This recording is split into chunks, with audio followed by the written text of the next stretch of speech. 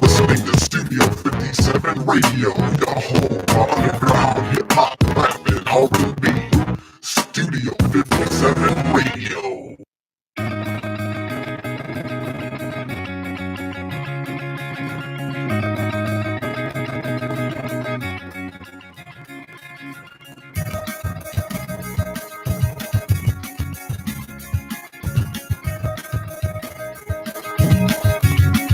Woo! What's happening? Rebels, we're back. We're back. Hey, YouTubers, we're back. We made it this time. Like, we're going to hang out a little bit. It is the loser edition of DSR2, as in everybody lost. Detroit lost. All the new head coaches lost. Like, everybody lost but Cleveland. Now, they didn't win, but they didn't lose. I don't know if that's some kind of sick moral victory, but it's horrible. You know who lost, though, in that contest? Freaking Pittsburgh. Guess who else is losing? Le'Veon Bell. 800 and some odd G's a freaking week. And the only one winning is not John Connor, but freaking Jim Connor. James Connor running for the hills. I wish I had some Iron Maiden, but we get kicked off of fucking YouTube. So without further ado, let's do the do that we do here at DSR2. I am Scrappy, and here is your host, the man, the myth, the legend, Johnny the Moose. Hey, I'm back here for episode 2 of season 10 of DSR2.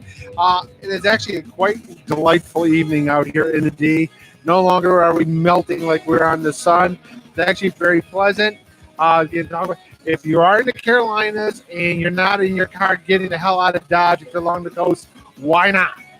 Please, do so. You will not have internet for much longer, so... or possibly life. So, like, we appreciate you spending your last moments with us. If you're in the car, you got internet listening to us, get in there. Again, please be safe. Again, hopefully, if you're down there and you know anybody in the Carolinas, hopefully they took heed and got out of there, because this bitch is a monster. Hey, Rude Dog, thinking about you and Mom and Pops and all that stuff down there and everybody down there. So I hope you guys got out of Dodge. I assume you did, and if you're listening on a mobile device hanging, give me a holler later, brother. I'd like to make sure everything's on the up and up once that bitch rolls through, because that's all I got for Florence. She's a bitch. She is a bitch. She's a mean, nasty bitch. She's gonna be a mean, nasty bitch. There's no doubt about that. So I just So we got lots here to talk about. Week 1 in review, week 2 preview. Basically, week 2 of the NCAA basically was not a whole lot of good games. Actually, there was a couple good ones. State shit the bed under going out west, and that's freaking awesome. I mean, if you're a state hater, like a hardcore Michigan fan or whoever, I don't know. Do they have any other rivals besides Michigan? I don't know. No, not really. It's not like Michigan with like Ohio State or anything. But you're like laughing. You're laughing. They had that game and they shit the bed. That is karma. That is what you get for getting that stupid gift at the end of the one game a couple years ago. The kickoff, the snap gift. Look, basically, as they said here locally, is you're paying your coordinators with freaking gift cards. Pony up and basically hire some high-profile coordinators, whether it's offense or defense-wise, and do something about it. But yeah, you give up 16 points and you lose. I mean, that's your own thing, because Dave Warner's a train wreck. But we'll talk about that in second too. The MLB season's wrapping up here. We'll talk about here kind of a preview of what's going to happen in the playoff-wise going on there. Not a whole lot here locally in the Tigers, because we knew they suck on there, and at least yes, they're losing, but at least they played better than the freaking Lions are. Yeah, anybody.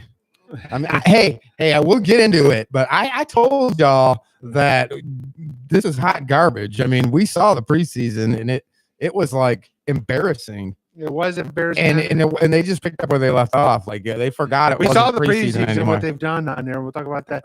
Also, is could be a rumor possibility of Stevie Y coming home. You know what? You and I said there ain't no way in God's green earth. I said, why would he do it?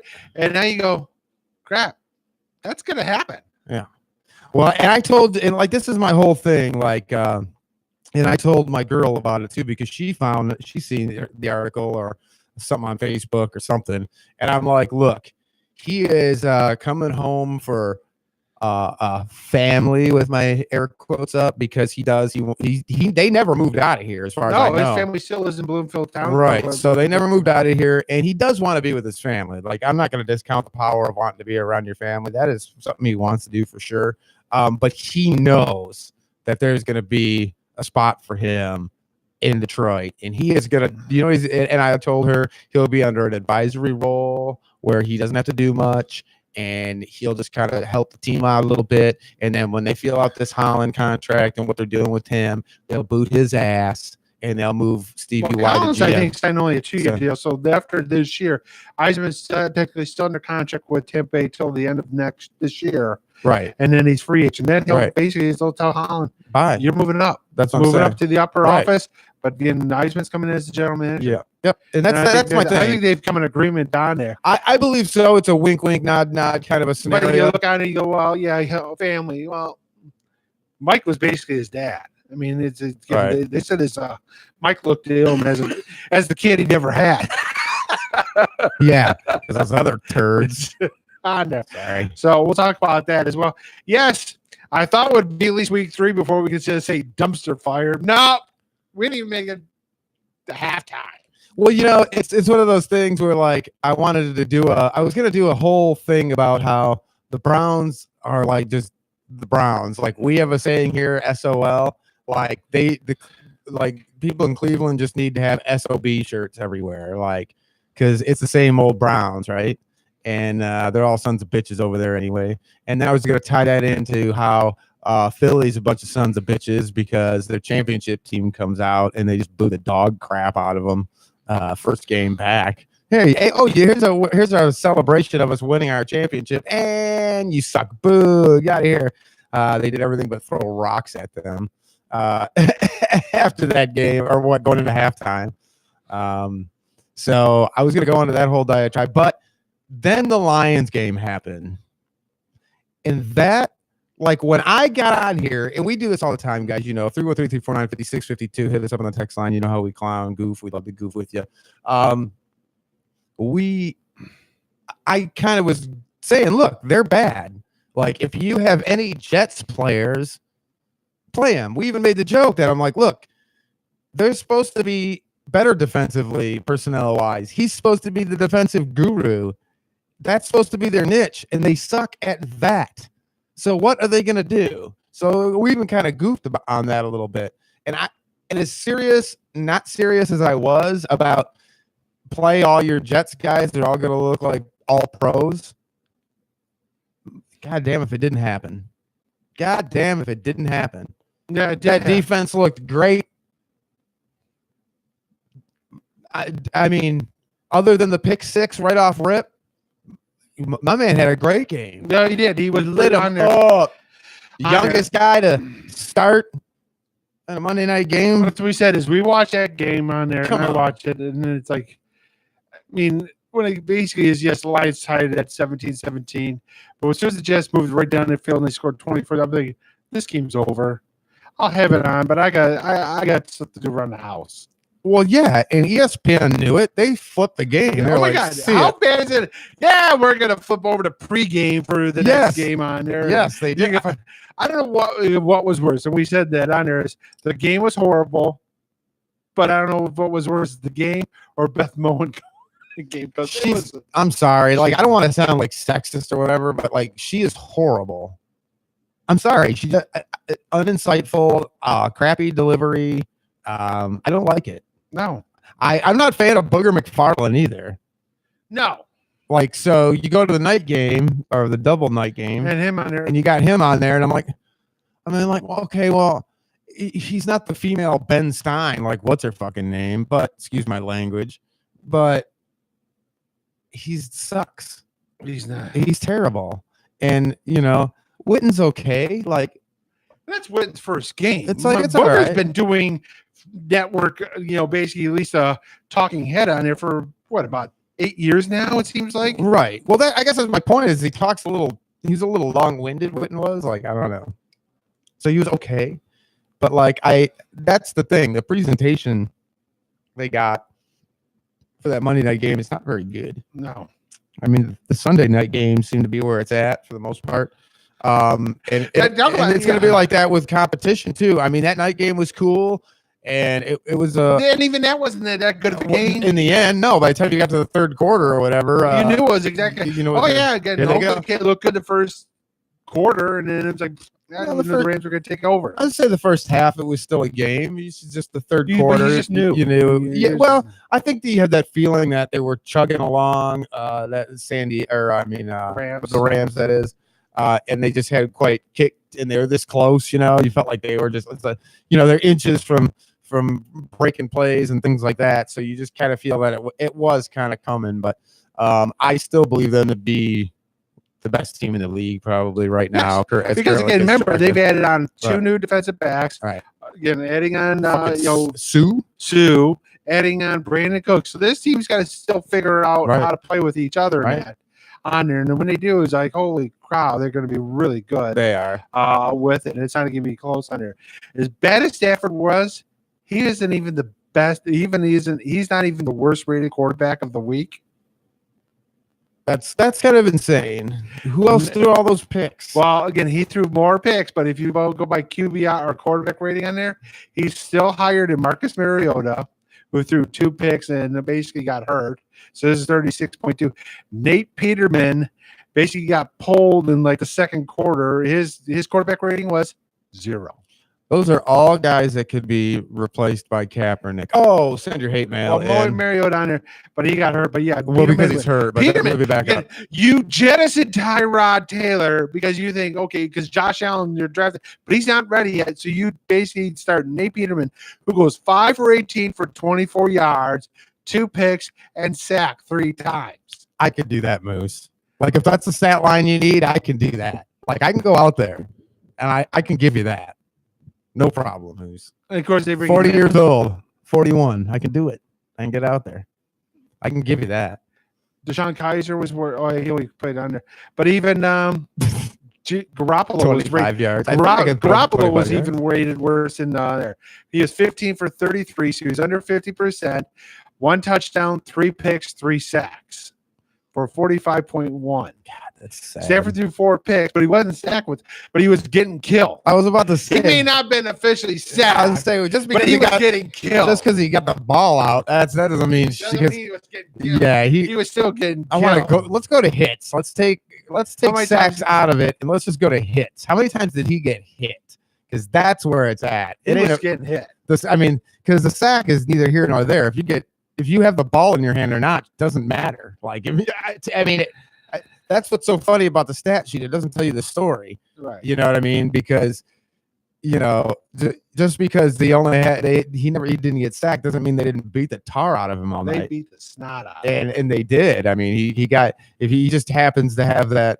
And then the Jets come out and say, "Oh, we knew what the plays were because of the signals." And they're not doing anything any different than they've ever done. Like, Jim Bob doesn't change it up. Nothing.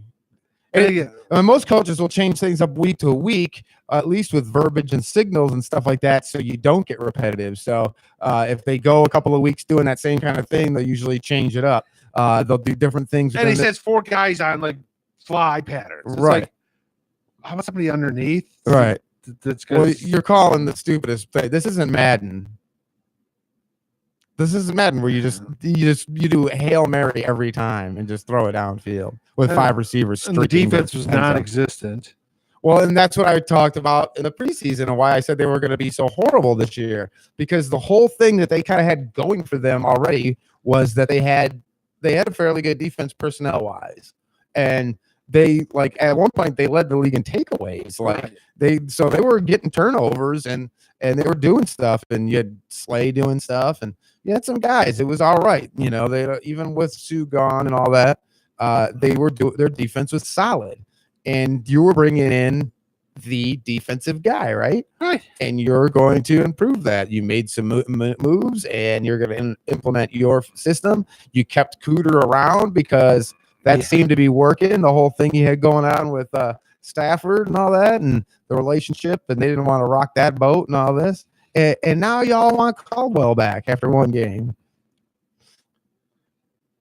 Caldwell's still not the answer. No, absolutely not. but this is an absolute dumpster fire.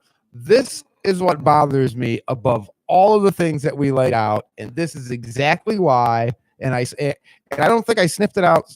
Maybe I did, and I kind of felt this way a little bit watching the preseason. But I thought maybe it's just preseason. Maybe he's being sloppy and messing around because he doesn't want to show anything. Like I told. That's what the only thing was. I was thinking of that, but you know what? I was one of those like, I don't know what to make of this team. They could be absolute disaster, or they might be actually pretty good on it. I didn't know what to do. So now we know it is. You know what?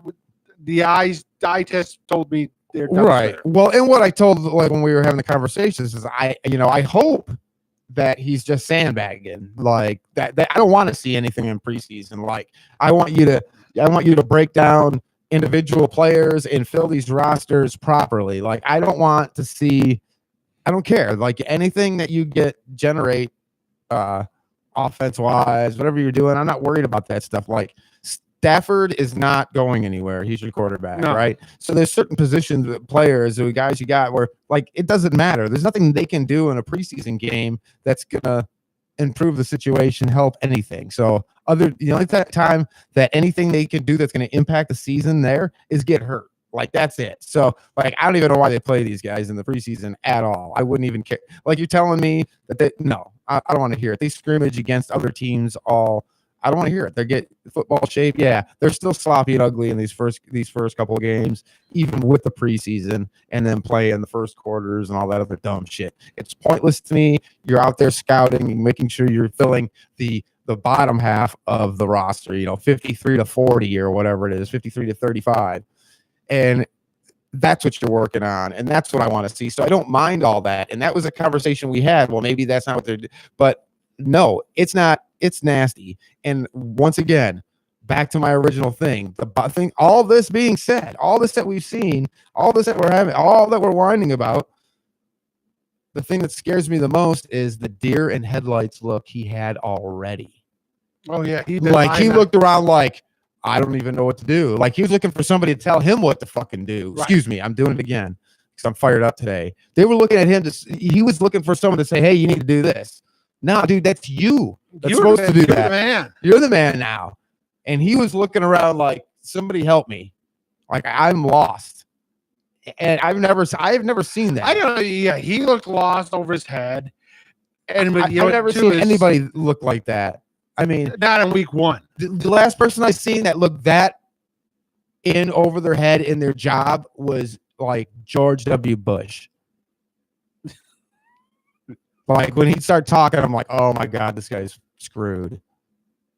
And I mean, in the end, he wasn't horrible, but like when he would talk, like Dan Quayle, that would be another one. Dan Quayle looked like a that was way back in the day. That's even further. But I'm saying like more. I was just trying to be more recent. Yeah, well, Quayle down there. I mean, unfortunately, the current guy doesn't have that deer head. Like, look, he just is batshit crazy. No, yeah, he's just insane. He's not lost. He's just crazy. That's totally different. But you look on there, you see under with again, maybe it is on. But almost look like the players almost like just said, "Fuck it, we're gonna tank this. We want him gone." Well, that you right out of the bat, you got mutiny already. Like it's one thing they're mad because he ran a hard practice because that's what he says is he ran him because again you screw up, you're gonna run. I mean, again, if the players are like that, I mean, be like just going, these guys down there, you're gone, man. We got you can't have that right off the bat. Like if the inmates are running the asylum like that already, there is a huge issue. Then you got to blow it all up, right? Like that's scorched earth. It has to absolutely, and dude, that's what we said from right from Jump Street. You cannot get a GM and have a coach in hand. You cannot fire the coach, hire a new coach, and give him his offensive coordinator. That is not how that works. You get a GM, and then he brings in the people he wants. The coach. He brings in the coach. Him and the coach work together to get the personnel. That's how this works. Then the coach hires all his personnel that work under him and all of his assistants. That's how every other organization in the league does it. Why won't the Lions? Why did they refuse? Why are they the smartest guys in the room, and they've never won? No. They're one of what? 4 teams that have never won. Well, never even been to a Super Bowl. Thank you. Never even been there. Never even sniffed it. Never even sniffed it. And you're the smartest cats in the room? Like, let's look at your overall record in comparison. What are you at the bottom of? If you were to take your overall record since the league, you're at the bottom. Right. You're at the bottom of the league. And you know you're the smartest cats in the room. And that's why I love it. It's like the guy that lives in the trailer down by the racetrack with 6 teeth in his head. He's a flat earther and a Trumpster. And he likes to tell you how you should feel and think about things, right? Or you could go the other way. You could go left wing. But you got this guy, and you know, and you got it all figured out, right, buddy? You know, living in your single wide by the racetrack. Well, I mean, it's being the working line at the Coney. Yeah, I mean, you're not the smartest guy in the room, dude. If you're the smartest guy in the room, why don't you do something worthwhile? And then even with the lines, I mean, I can give them the 60s on there, the whole decade of them not making it to the championship, because the problem is Green Bay won 5 in that decade. I mean, and then you had also Cleveland. So you had basically the greatest coach in the NFL history at that time, Vince Lombardi, winning 5 championships in basically a decade-wise with it. And the Lions weren't actually bad. They were pretty good. Problem is only like 2 teams got to the playoffs.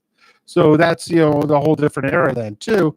70s was just like, but they weren't terrible, but they were just like, what are we even talking about at this point? You know, now what I mean? we're just like going crap. It's like this But team, for the last 40 years, it's just like, you had to go to 40 years to find anything that was even remote. That's ridiculous. I'm just talking Super Bowl era. Anything before the Super Bowl, I don't even care. Like that's like football that almost doesn't exist. Okay, like I get there's a handful of very talented cats that are out there that are part of football history. I get it. I'm not trying to downplay it, but like, let's be real now. I mean, unless you're like 90, most people don't. I'm 41 and don't have a real grip on anything pre-Super Bowl. I just don't. Why don't I just read on it? I mean, that's what I'm saying. That's what I'm saying. So they've been a Super Bowl as long as I've been alive. So you're the cats that are watching football now, if you're talking like 18 to 35, like whatever they did. They don't even know that Pittsburgh was the dominant team for a decade. Oh, right. So like that's my whole point. The Lions do what the Lions do. It is, dude, I can go back and we have it in the best of archive, and I could do that on break maybe for you, even if I want. I don't know. I'd have to dig it up. But I did a rant on this show when we were in the other studio probably 4 years ago, maybe 5.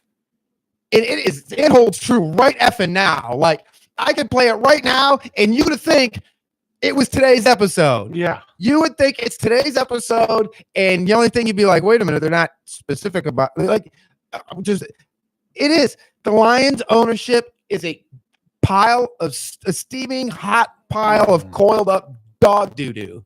That's all it is.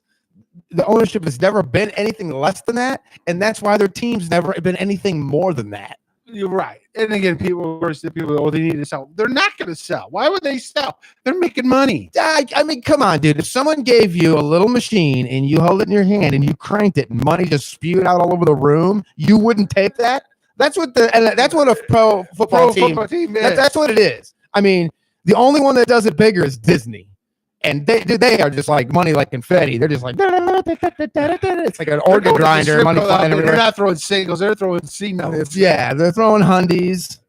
I mean, like it ain't just the division of them is already at $4 billion this year. They're putting hundies and undies. So again, as crazy as it is, who would have thought? Again, can we actually think of maybe Jameis Winston is not going to be the starter ever again? Come on, I told you he was a damn head case when he got drafted. We could go back to that episode and play that. That's what we'll do. I'll take the Detroit episode I did from 5 years ago. We'll do the Winston one from like 2 or 3 years ago when he was coming out. We'll cut him in half, dip them together. Bam! Today's episode. We didn't need to come in. We didn't even need to come in. We could have just sat out back. Patrick goes off for 21 for 28, 417, and 4 touchdowns, no interceptions, no. His quarterback rating was 156.3. Perfect is like 157. The only thing better than that is he talked his kid, hey, start me in your fantasy league this week. Trust me on this one. Of course, New Orleans like, what the hell? They were a good defense last year. What did you forget? You didn't lose anybody. That's so awesome. You got the whole band back together.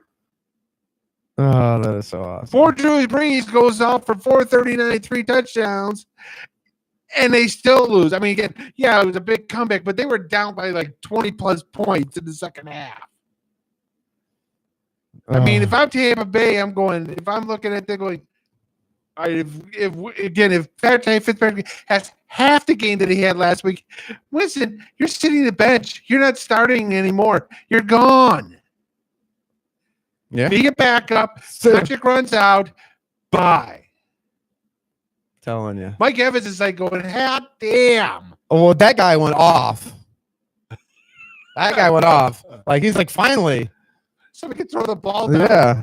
Somebody, yeah, exactly. Plus, again, Ryan Fitzpatrick has a glorious beard. He has an insane beard. And I don't know how you rock the chin strap with a beard like that. Like, that is insane. Like, I can't even, I'm jealous because I can't even grow a beard. I'm working on it. I can grow a beard like that. And I'm thinking, damn, again, has the most awesome beard in the NFL. Plus, he's like, again, the only player ever to score 50 out of 50 in the Wonderlic test. His beard outplayed the entire Lions team. His beard. His beard is legend, like Chuck Norris almost. It's like, it just does things that like no other like men can do. We told you, Ben Roethlisberger on the road sucks. Yes, Roethlisberger. He's got like concrete boots, kind of, and I know he's hard to take down and stuff like that. But for some reason, I don't know. I don't know what it is about his road thing, and I don't know what it is about them kind of playing down to the competition. But I think that locker room to me feels like the way Tomlin does stuff, man. I don't know if I'd want to be in that locker room. Like, I'm not knocking. I don't know. I don't have any inside. This is just pure speculation and innuendo. I mean, again, the game went. They're pissed off. The whole offensive line's pissed off at Le'Veon Bell for not showing up. Yeah, that's what, you know what I mean. And then the players do dumb stuff all the time. They're out of hand. Like Antonio Brown will keep his mouth shut.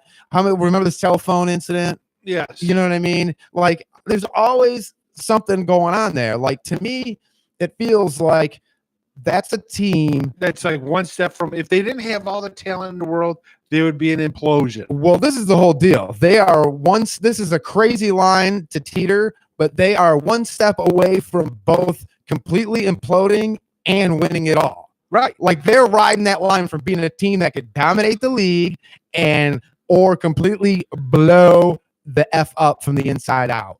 Like, they are, I did not realize that there was a line there that you could rock, but they are rocking that sumbitch. They are. I mean, I didn't even know it was a line that was that close. I thought that would be more blurred and it'd be a fade kind of thing, but they walk this line and they are either going to like dominate or crap the bed. And I think that's why you never see them live up to their full potential, because even when they kind of don't totally implode, they just kind of peter out. They always choke in the playoffs. Right. So it's one of those things where it's like, yeah, they haven't like officially imploded, but they've never lived up to their expectations. And to me, it feels like they're on that tightrope, especially this year, like one step one way and they're and one step the other way and they're, in the Super Bowl. So again, and I'm telling you, if you get them in there, it's hard to bet against that team in a big game like that. Yes. Just because of the prior experience. I mean, yeah, you got them. You got like the Giants on there. If they would actually have drafted a quarterback like numerous times on there to replace Eli, they would be really good because the defense would play a pretty decent game. Odell played a really good game, and then Barkley's a beast. But they're putting the onus on Eli. From what I understand, he's locked in for a couple of years and they're not worried about it. They didn't make him a move. So unless they crap the bed this year and get a high pick again, I don't see them necessarily doing anything in that department. They're going to ride with Eli. And then we got also Patrick Mahomes, man. Kansas City, we know their defense is horrible, but that offense is scary. Yeah, that offense is pretty scary. And Mahomes kind of looked a little like he had to get his rhythm and kind of all that. But he can just that ball comes out of there like a cannon. But he can launch that sucker like 100 miles an hour anywhere he wants. He can make all the throws, it looks like. So he's definitely going to be a beast if his decision making is good. So like I said, it took him a minute to kind of get his rhythm, but when he got going, it was I was impressed, but he does still show those signs of obviously being a rookie, but these rookies have been playing good. I mean, let's be real. Goff sat a year, right? Before he came. Goff came in. His first year was horrible. Right. That was under Jeff Fisher. Yeah. Last year he was really good. Right. Coaching He change. basically jumped right on there. Mahomes sat last year. Well, he played one game, but you look at what he could do this year. Yeah, it was. Yep. Okay, and Tariq Hill is just like. I was about to say that guy is fun to watch. Like Again, any way you can get that dude the ball, like and get they're him trying the ball. to. Okay, you're gonna return punts too. And Yeah. again, if I'm the other team, I'm putting it out of bounds. Yeah, I'm not going anywhere near him. No, I'm not doing that. The only good thing about him like returning one is like maybe you knock the snot out of him and he thinks about it all game long. But I mean, they're trying to eliminate that from the game. So like you don't even really, the new rules, the way things kind of are set up for the kicking game. Yeah, I'm not going anywhere near him. no. I mean, I'm not, because you can't, they, like I said, they've taken any advantage of that the special team, the kicking team had, and kind of cut it back. So with some of those rules, and then of course that's the other thing that I guess I got into earlier. Everybody lost. We all lost because I never seen so many penalties in my life. No. Like these games are just. You know what? I can't do a 4.5 hour game because y'all are just throwing flags for every little thing. It's nuts, man. Yeah. I mean, that Thursday game was brutal. It was not fun to watch. Brutal. There was like almost 400 penalty yards in that game. And then we haven't even talked about Sunday night's game. I mean, we watched Khalil Mack goes off. Basically, we practiced 2 days and gets a pick six, forced fumble recovery, and a sack. And they knock out Rodgers, and now I'm like, "Why?" Going, "Oh my God, Rodgers is done for the year. Rodgers is done for the year. We can finish second." And it comes out in the second half, and it was like, "Nah, I don't think so." No. And then the Lions played, and it didn't matter. You didn't know. It wouldn't matter who was there. We'd still be last. We'd still be last under. But here, Rodgers, he a bad man. He's a bad man. No. He was a stoned man. He was absolutely hammered. I don't know if I shared it. Go ahead and check. I think I put it on our Facebook page. I thought I did. I have to look for it again if I didn't. I swear I did. There's video of him doing the interview after the game, dude. My man is ripped. The pain meds that they gave that dude, he was high as hell. I mean, he was giggling. And his eyes were all glassy, and he made no damn sense in the post game. It was the silliest thing I ever saw. But obviously, it didn't help. It hurt him throwing that ball because that second half he was like 75% accuracy. Yeah, he didn't feel nothing. I mean, he didn't even need it. My left leg to stay off the ground. Boom! Yeah, he couldn't feel a thing. He was giggling and laughing. He was all morphined up or something. That's probably what they did. They probably gave him like a morphine shot. They said, "Look, you're already tore up. You're not going to do any more damage than you already did. Do you want to go out there and play?" I don't know. This hurts. Well, I can give you something for that. Sure, let's do it. Oh, and Danica said she's going to hook up with a girlfriend now. And you're going to have like a threesome. Yeah, in a limo on the ride home. Right. He loves that. He lives for that gunslinger gangster stuff because he's trying to outlive the shadow of Brett Favre in Green Bay. That's a game that'll do it. You know what I'm saying? Like I really believe that in the end, how many championships did Brett Favre win in Green Bay? Okay, one singular championship, but he's still, there's streets named after that guy. There's statues in that town, and they love that guy. And that guy is the guy that like everybody said, I don't want to be the guy that fills that guy's shoes. And there's only a handful of those guys, John Elway, Dan Marino, guys like that. There's only two teams. Basically, is you replace the legend, and you're just as good as the legend. I was about to say better. Well, I mean, he's as good or better here. But you got him, and you have Steve Young replacing Joe Montana and Frisco. Right. That's it. Yeah. Yep. Name me anybody else. Right. There isn't. Right. And if you think about Green Bay fans, y'all can kiss my ass because you've had a top 5 quarterback in the league for 20 years. 25 years? Yeah. I mean, Favre was there for what, 17 seasons? Yeah. From like what, 93? So yeah, you're at 25 years of premier quarterback play. Yeah. So I don't want to. Yeah, exactly. Blow me. And we've spent the last 9 years wasting Stafford. Not that he's great and he's at a level like that, but we're happy with that. We're like, shoot, we got a guy that was top 10 in the year league once. Well, last year he was like on top 3. But, right. But yeah, I have one thing you got basically is Favre, then A-Ron. Yeah, so I think A-Ron can absolutely I think he wants to live up to that legend as much as he wants those championships. Does he want another Super Bowl? Does he want to pass him? Does he want to have multiple championships and guarantee his place in the Hall of Fame and etched in there and get his bust done and the yada yada gold jacket BS? Yes, absolutely. But that guy is a killer. That guy's a killer as a competitor, and he loves going out there and he wants to be that guy.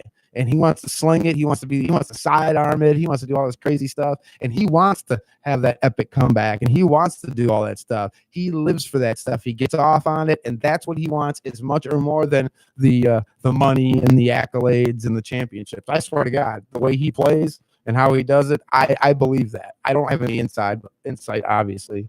But I would say that's the kind of stuff that drives that guy. And that's why, hey, morphine me up. I don't care. All doped up in the post game. We look at them. I mean, yeah, so far it's like, I mean, you look at like Monday night, both new coaches on their loose. And they pretty much. There was 7 new coaches that lost. Not just Monday. And neither of them, both of those guys look like unmitigated disaster. Oh, well. The Gruden era is not going to end well. This is the thing. Like, Gruden calling plays isn't horrible. Gruden, being a coach isn't horrible. Gruden as personnel manager, bingo. He can he's an all right short order cook, but if he goes grocery shopping, he's going to bring back a bunch of crap. Right. You got rid of your best player. Right. Why? It doesn't make any sense. I don't know what he's thinking. And it basically tells the rest of the team, if you're really good and you play above your expectations, we ain't gonna pay you. Right. And then if you don't like it, we'll just off you. We'll get rid of you. So yeah, he's setting a precedent that I don't think he understands what he's doing. He's trying to go all old school, even older school than he is. Right. And he's already kind of antiquated and outdated in that respect. He's been out of the league for how long? I mean, if you're out of the league 10 years and the average lifespan of a pro player is 6 years, there's guys that have come and gone while he wasn't even here. So, whatever. I mean, he ain't no Herm Edwards. We'll get into that.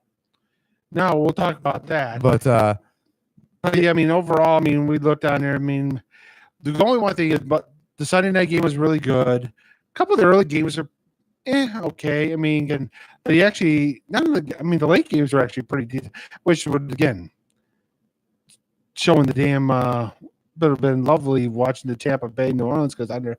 But again, the Chiefs Charger game was a good game to watch. I thought that was a good game to watch on there, and the Broncos Seahawks and on there. But Cowboys Panthers, ugh. Oh well, yeah. And the Sunday night game was a good game to watch. Yeah. Ratings were up for Sunday. Though, in my opinion, the Sunday night games, it's been like that. Sunday night game was the best game of the week. Yeah, and that's the way it's been. To be honest, when you look at the 3 primetime games, Monday's the worst. The Thursday games haven't been that bad the last year or so. No, even the game was it was just that great watching. It was competitive on there. But yes, the Monday night games have been awful. And of course also too the entertainment value of who's calling the game and everything has been lackluster. Well, that's the other thing. I feel like I'm watching a bunch of amateurs. It feels like it's weird how things are flip flopping. When you had the amateur broadcaster, which I guess is what we would be considered doing podcasts and not being on like a major network or doing anything that way, we'd be kind of considered. Now the guys that are in our position that are doing this on this level are the guys that are on our level that aren't getting paid actually make more sense, do more research, are more entertaining than the cats that get paid to do it for real. Like, I don't get it. Like, I find cats on the internet. I listen to podcasts that are way better than the stuff they're broadcasting on ESPN radio. Oh God, yes. You know what I mean? And then it's same thing with just I don't know, shows even. Like, if you're like doing the live sports shows or you're doing whatever, highlight shows. They've got like some decent talent there to call at least the college games on there. And a couple of them actually call pro games on it. Like Dave Pash for ESPN. He was the voice of the Cardinals for years. Get him calling a pro game. He's a good guy. Again, he was here locally at one point at the Fan. I mean, on there. Let him call. Give him the Monday night gig, because again, who you got calling game are horrible. Oh yeah, there's a ton of local guys here that call games, like whether it's preseason or double A games or whatever, stuff like that are better than these cats that are running Monday night. Oh God, I mean Monday night's just horrible.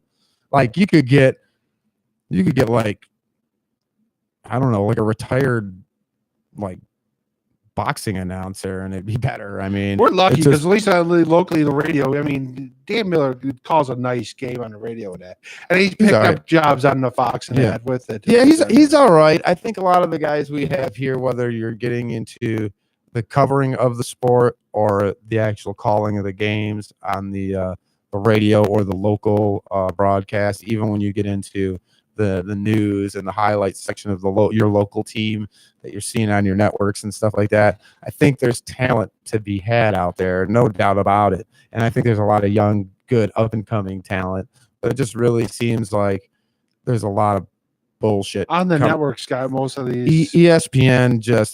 We talked about it before, that this is the downfall of ESPN. We did a whole show about it, right? And I just think when they did all the bad contracts and lost all that stuff, was that last year? I really believe you're watching that right before your very eyes. I believe that if ABC can't get their act together and get it back on like network where it's worthy and all that, I believe the NFL will back out of their Monday night deal with them. Oh yeah, and NBC might get it.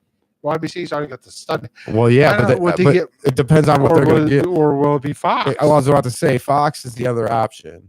And Fox is a major player because they're buying into all kinds of different stuff. They're doing the Thursday night games now. I mean, you could have CBS might jump in. But, I mean, it could be the reason I say Fox can be a player in this is because they're making moves. Like significant ones. They're dropping UFC, picking up WWE. They're doing some major maneuvers. They have basically pilfered every viable talent from ESPN. Right. Like there's nobody. They had to break up their best morning show just to get cats to cover airtime. Right.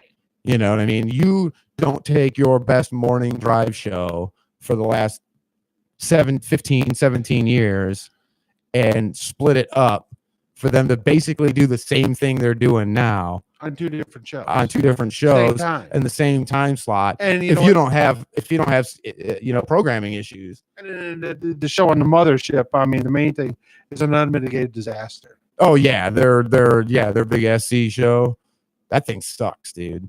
Greeny sucks as a solo man. Yeah, well, I like him, and I think his maestroing of the show is good, but he doesn't have the personality. He doesn't have the personality to go with it, and the people that he's got there they don't either. No. So where he's had that personality, whether it's been Golick or other guys that have come in and sat in or helped out with the show, because they had guests on every show, 100 guests every time, all ESPN guys, obviously, but that without that format, he's not going to be what you're looking for. But that's kind of my whole point. You take the best thing that you got going and you break it up because you got to put guys somewhere. So that tells me you got all kinds of programming issues. You got personnel issues. Your program manager is just jacking things up. Now, it might not be all on him. He might be handcuffed and there might be things that he's stuck doing. But like right now, that over there that is where I don't watch it. It's the worst product. Like I can't think of any one reason they've been pulled off our market other than TV. ESPN radio has been pulled out of our market. Yeah. They're gone. Like if you go up to the northern part of the state, they still have an ESPN affiliate there. And if you go, went to Grand Rapids, I think they've got one up north too. And it's it's Grand. There's the Grand Rapids. Kalamazoo one was the other one I was going to mention. That's west. I was say I went to Indiana and they got one out west when you're going out there, and that is it. And that's because there's no other sports out there. They don't have a local sports radio in those markets. There's nobody out there, so they just pick up the ESPN feed because that's all they got. So now this is how much they've gotten rid of it. Our AM WDFN here, our AM dial. They've picked up 3 other affiliates in the state for sports talk, and like Shep and all our morning shows that are local here and whatever, and on there are now being broadcast in those markets. So those markets are now like ESPN will be gone. They'll be out of here. Right. All the markets are covered. All they're doing is spreading out our market here in Metro Detroit proper and putting it out through the rest of the state. In neighboring states, which means Chicago, Ohio, and Indiana, all you can catch that signal there. Yeah, and then poor Shep's running himself thin. Yeah, he is. He's local to us right here. You guys on the west side and up north, you guys hear him there too now because of that stuff. And but I'm telling you, they're going to weed out the ESPN affiliates eventually, just because, and they're losing markets every day. Right. And CBS is picking them up, and Fox is picking them up. Fox Sports Radio. So I mean, I've been in the ESPN studios here in Michigan. They downsized. Oh yeah, big time. I was there. I did the downsizing. I was in the building. Okay, they downsized. That's not coincidence. I've also been in the FSN building. They're not blowing up, but they're getting new stuff and things are nicer. And if I'm there on places, it's there to take stuff away. Sometimes so they can get new stuff, but I've been actually going and putting in new stuff. So there's so that's on the business side, and that's behind that. It doesn't have a whole lot to do with necessarily what you're seeing on air, but it shows me the direction of the company. And I just see that's a fire, and more people are doing what they do when it comes to cats like us, and they're doing webcasts, and they're doing podcasts, and they're downloading at their leisure, and they're checking out people that have personalities and different things, and getting it in different ways now. And ESPN is just terrible. I think Fox is going to be a player. I think they're going to take Monday Night Football at some point, but that's just a scrappy Domus, guys. I don't really have nothing going on. I'm just like saying, like, I could see that happening. All right, we ran a lot long. Oh yeah, we do whatever we want, whatever. We do. So let's take a quick break here. We'll still talk about football, but we'll talk about a little bit about the college game there.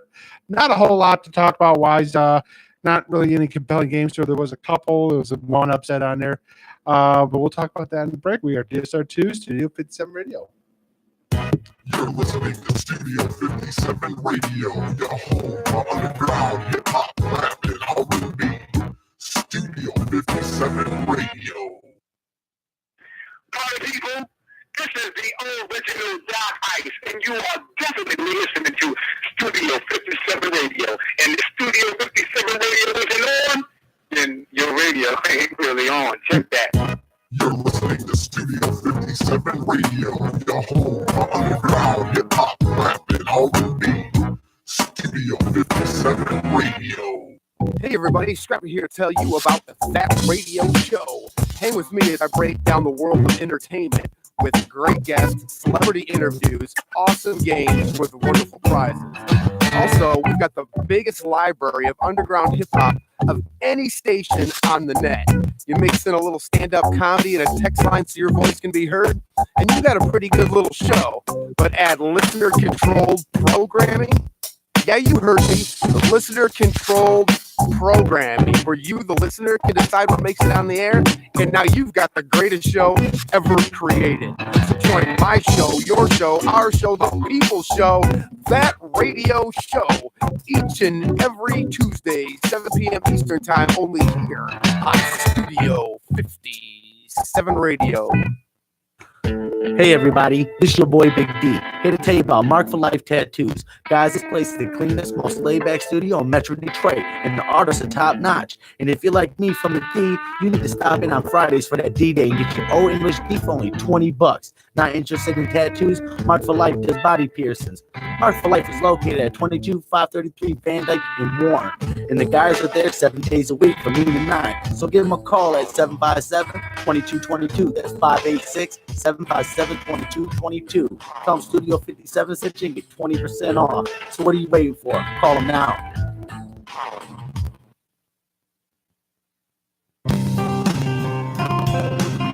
Hey everybody, Smokey here to tell you about Allstate Tire.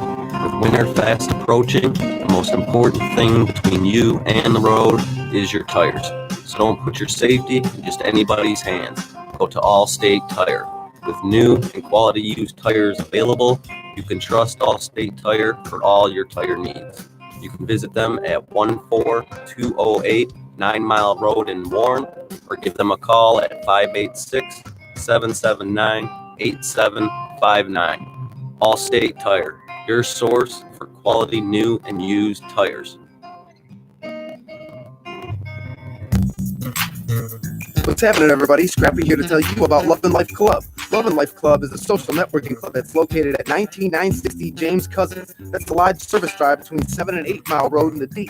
You need to stop in for $5 Fridays for great music, food, and drinks. I personally recommend the chicken. Love and Life Club is also available for rental for bachelor parties, wedding receptions, or any party for that matter. For more information, log on to www.loveandlifeclub.com. That's loveandlifeclub.com, or call D at 313-999-2824. That's 313-999-2824. That's Love and Life Club. If you love and life, you need to be in the club. Taking over the broadcast.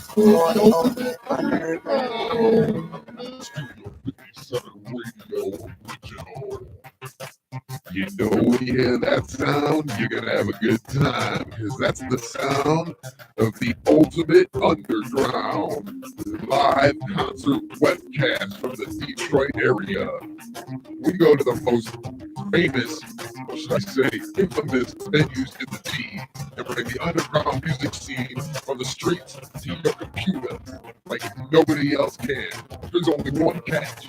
You never know when or where the ultimate underground is going to take over a broadcast. So you need to stay tuned to Studio 57 Radio all day, every day, for clues on when and where the next ultimate underground may happen.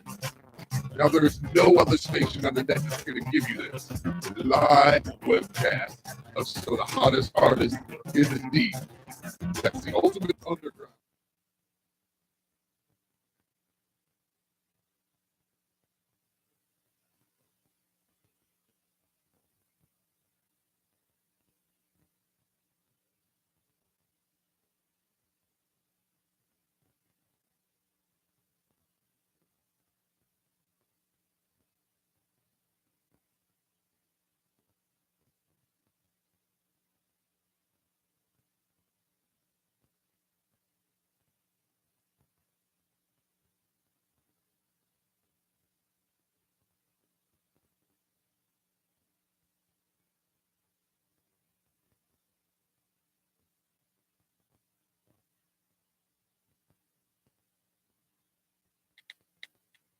Live on your home for hip-hop, rock and metal, Studio 57 Radio, baby.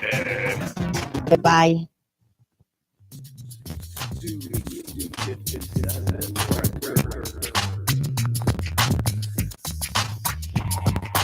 get what you want, cause we got what you need. Studio 57, serving streets to the D. Recording, mixing, mastering, or great beats. We do what we do to keep you hot on the street. You get what you want, cause we got what you need. Studio 57, serving streets to the D. Recording, mixing, mastering, or great beats. We do what we do to keep you hot on the streets. Studio 57 is a 32-track digital recording studio that utilizes Cool Edit, Logic Pro, Short, AKG, Sennheiser, Yamaha, Korg, Mac, Boss, Ibanez, Fender, Fruity Loops, and many, many more to make your music pop. Experienced and friendly engineers make Studio 57 feel like you're home away from home. For beat creation, mixing, mastering, digital media conversion, and DJs for any event, Studio 57 Records is your one-stop shop for all your music entertainment needs. We have online bill pay and flexible payment schedules that makes Studio 57 the place to be. For more information, visit Studio57records.com. That's www.studio57records.com or call us at 586-420-3390. That's 586-420-3390 or log on to Studio57records.com. And just remember one thing, baby. You get what you want, cause we got what you need. Studio 57, serving streets of the D. Recording, mixing, mastering, or great beats. We do what we do to keep you hot on the streets. You get what you want, cause we got what you need. Studio 57, serving streets of the D. Recording, mixing, mastering, or great beats. We do what we do to keep you hot on the streets. Party people, this is the original Doc Ice, and you are definitely listening to Studio 57 Radio. And if Studio 57 Radio isn't on, then your radio ain't really on. Check that. You're listening to Studio 57 Radio, your home for underground hip-hop, rap, and R&B. Studio 57 Radio.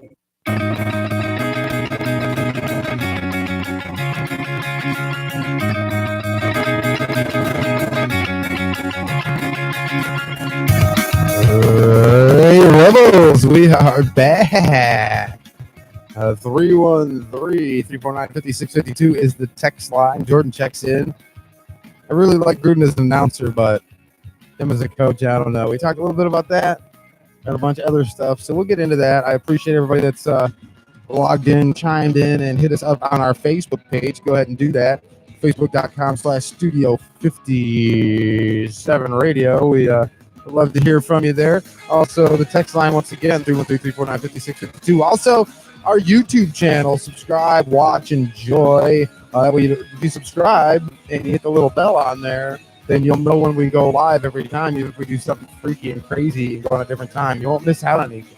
So go there, subscribe, enjoy. You can hit us up that way too. There's tons of different ways. Follow us on Twitter at Studio 57. Good stuff. I'm going to go through the list here, read some stuff, give some shout outs, and get that in here in a minute. But let's get back to the sports chaos that has been ensuing. It's been all NFL so far. And you know what? There'll probably be more. I'm just saying. So let's get into this thing. Let's roll, Rebels. I am Scrappy, and here's your host, Shaggy the Moose. Hey, here we are back here for another edition of ESR2. It's our second hour, second segment. We've been a little long in the first one, but hey, we do whatever we want. It's our show. You don't have to listen to the rules. I love it. We'll talk whatever we want about. Yeah. All right, so okay, so this we talked about a lot about the NFL. The dumpster fire that was the Lions. Basically, the changes going how bad it was to watch Monday Night Football. Game quality and announcer quality on there as well. So let's get into a little bit of college football going on here. Hurricane Florence is going to make a major impact on college football this weekend. Numerous games are postponed and to be determined and rescheduled on there. If you're a big Coastal Carolina fan, well, they're not playing at home in Conway, South Carolina tomorrow or Saturday. That got moved to Campbell, which is in Buell's, North Creek, North Carolina, and moved till tonight. Boston College and Wake Forest moved to 5:30 tomorrow. Chapel Hill, North Carolina versus University of Central Florida, postponed. East Carolina, Nevada Tech, postponed.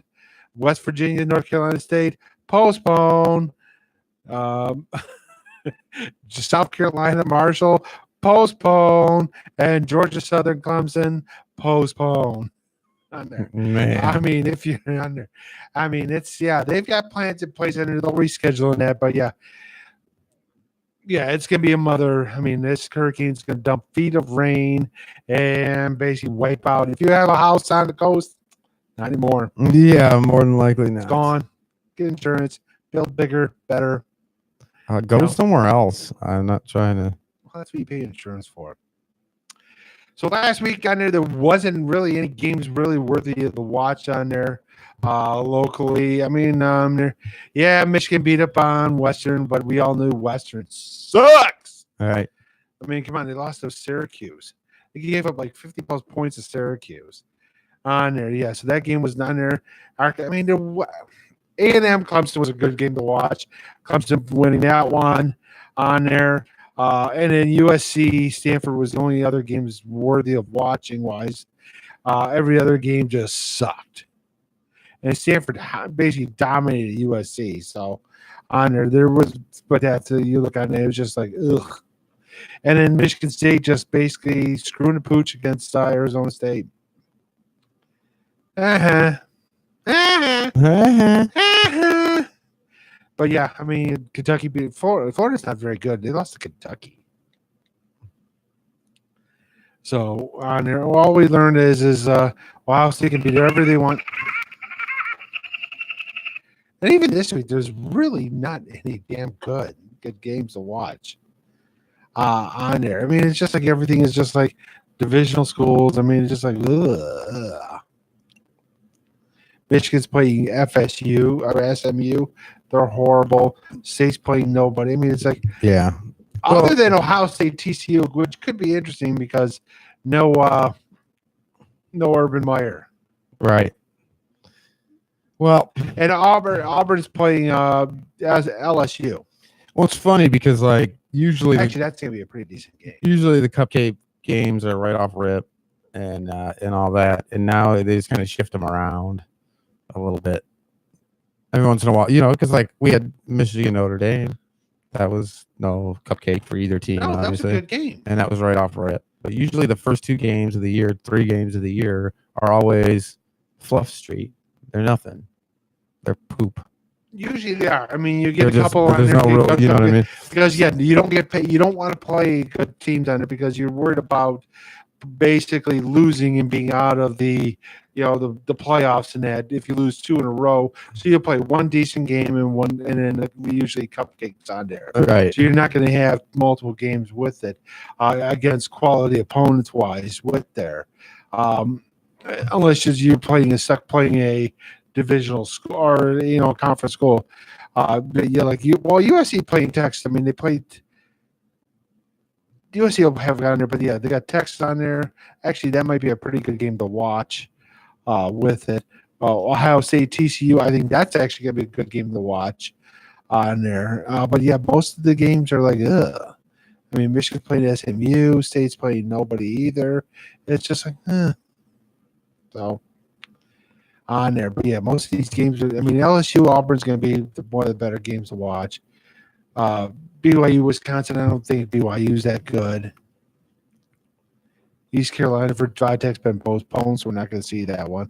I mean, but yeah, most of these games like, not till you get to the division. I mean, Michigan State is, I mean, but like Michigan, we know they're going to win this week. They're going to win next week. They're going to beat Nebraska because Nebraska's not very good. They lost to Colorado. Till they play Wisconsin, we don't know what Michigan is going to be like. I mean, we saw the Notre Dame loss on there. We still don't know what they're going to look like on there when they make adjustments with it. And then we'll see what they get into the bulk of the schedule. Pittsburgh almost lost to Appalachian State, blew out Pitt. We don't know what Penn State is. State doesn't look very good. State right now says 7-win team. You've got 18 starters returning. You won 9 games last year, and you're just looking like meh. I mean, they should have lost to Utah State too. They should be 0-2. I mean, you have a quarterback that's probably going to get drafted in the NFL, and you're wasting him because you can't get a damn offensive coordinator to find his head out of his ass. Dave Warner shouldn't be offensive coordinator at a Division II school, much less a FBS team. Well, then he should come here to the Lions. No, because I think he's even worse than Jim Bob Cooter. Well, Jim Bob Cooter, according to unnamed texter, won't make it through the season. He'll be out. He might not make it 3 games. He will not make it through game 5. Yeah, I don't think he will. It doesn't sound like it. I mean, they're gonna have to pass the buck to somebody. And when they're talking about plays being caught up and all that. So anyway, I apologize, guys, for not getting to the text earlier. We were ranting and raving and talking. I got a bunch of Lions texts that I'm going to get to here in a little bit. So we'll deal with that a little bit later. We'll do some house cleaning there. I apologize, guys, but we put things on the back burner and get to the house cleaning. Yeah. On there. So yeah, I mean, we look on there. I mean, there's just like, yeah, we get into once we get in October, you're going to get conference play, and it's going to be really interesting on there. The SEC West is going to be brutal. I mean, because LSU is really good, Auburn's really good, Bama's ungodly good, right? And they all have to play each other. It's like, holy cow.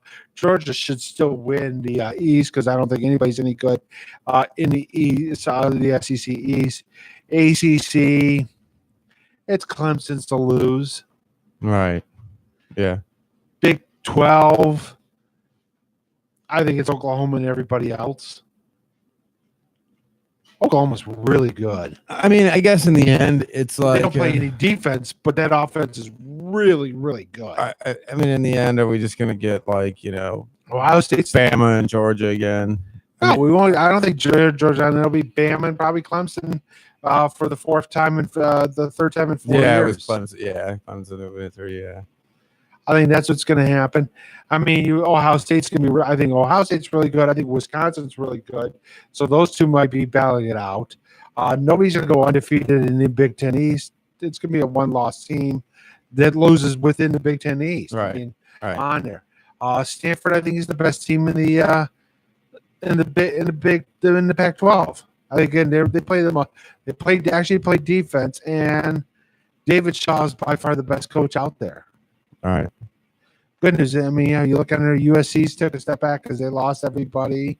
UCLA, well, we'll see what Chip Kelly does long term wise. Wilton Smith wasn't the answer. He lasted not even a game. Oregon may take a step up. Washington may take a step up.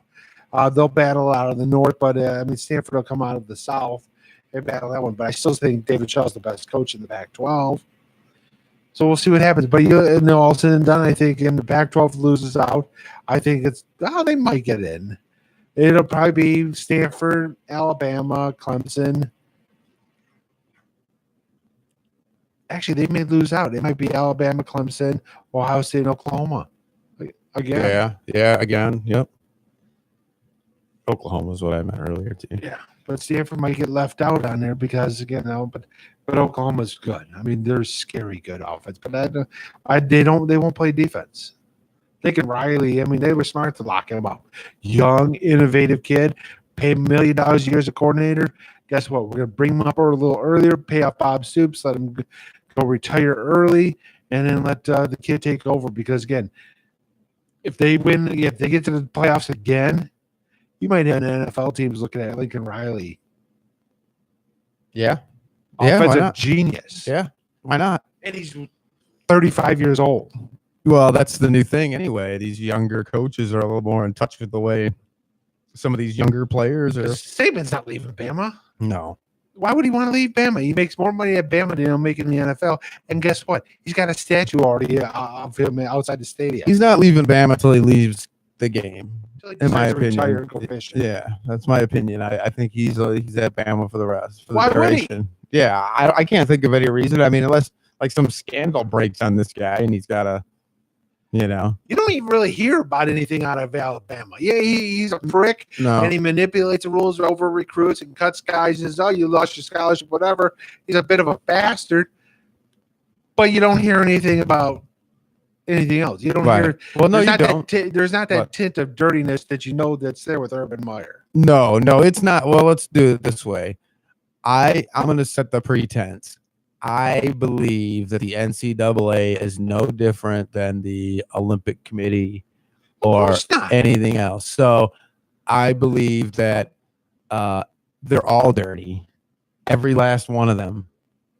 There's just some that are smarter about it than others. Well, yes. And so he's a little bit smarter about it than others. That's all. I believe they're all dirty. I don't believe for 1 second that there's a No, true, there's honest, degree, yeah. clean, not They in the made it- FBS. They're not quite. They're a little bit more lighter gray, but Ohio State is just like dark side black.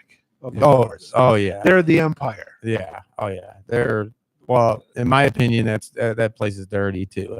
They're like Florida State. I just Florida State, forget it. That place, to me, that's one of the dirtier places because of what even the local police do to cover up the debauchery of their players. Like it goes above and beyond just what you see on the field or hear on the The only papers. one that can basically, It's crazy. The worst one of all time would be TCU. Right. Well, that's legend stuff. But I mean, go to what is it, Tallahassee? Yeah. In Florida, there for Florida State. If you're a player and you like gang rape a chick at a sorority, they'll probably let you play the game on Sunday. Like the cops are going to do whatever to like Everything shy of shooting somebody in the head, right? Like right there in the intersection where all the cameras are watching, and the news crew just happens to be like you're not driving getting by. caught. Yeah, like they just don't do anything to those guys. Like you could. I mean, they had so many problems, especially with like sexual misconduct and stuff like that. Like if I have daughters on campus, not at Florida State, obviously, Because but we would let our kids go there. Yeah, right. But at major universities, and that's a scary prospect of stuff that goes on at Florida State. To me, it is as scary as anything out there, and like that's kind of my thing. Like, there's so many different layers of dirt and grime and nastiness that goes on, and I just think the FBS, especially, but the NCAA. More specifically, they're just so dirty. So like it's just the levels the levels of hypocrisy, right, and scum is are just so on deep. there. I mean, The layers of the they'll onion. throw the hammer down because Reggie Bush's parents got a house, but yet what goes on in Florida State, they're like, oh, They throw the hammer down on kids that got tattoos and tennis shoes for their gold pants. Or kids basically are go and say the coach gives a kid a plane ticket to go to his mother's funeral. You know what cracks me up? They'll have a fit over that. They'll lose their mind over cats selling their little pins to get tattoos from the tattoo guy, but then they'll continue to cover up, child molesters and assaulters and other disparaging human beings that should be locked in cages.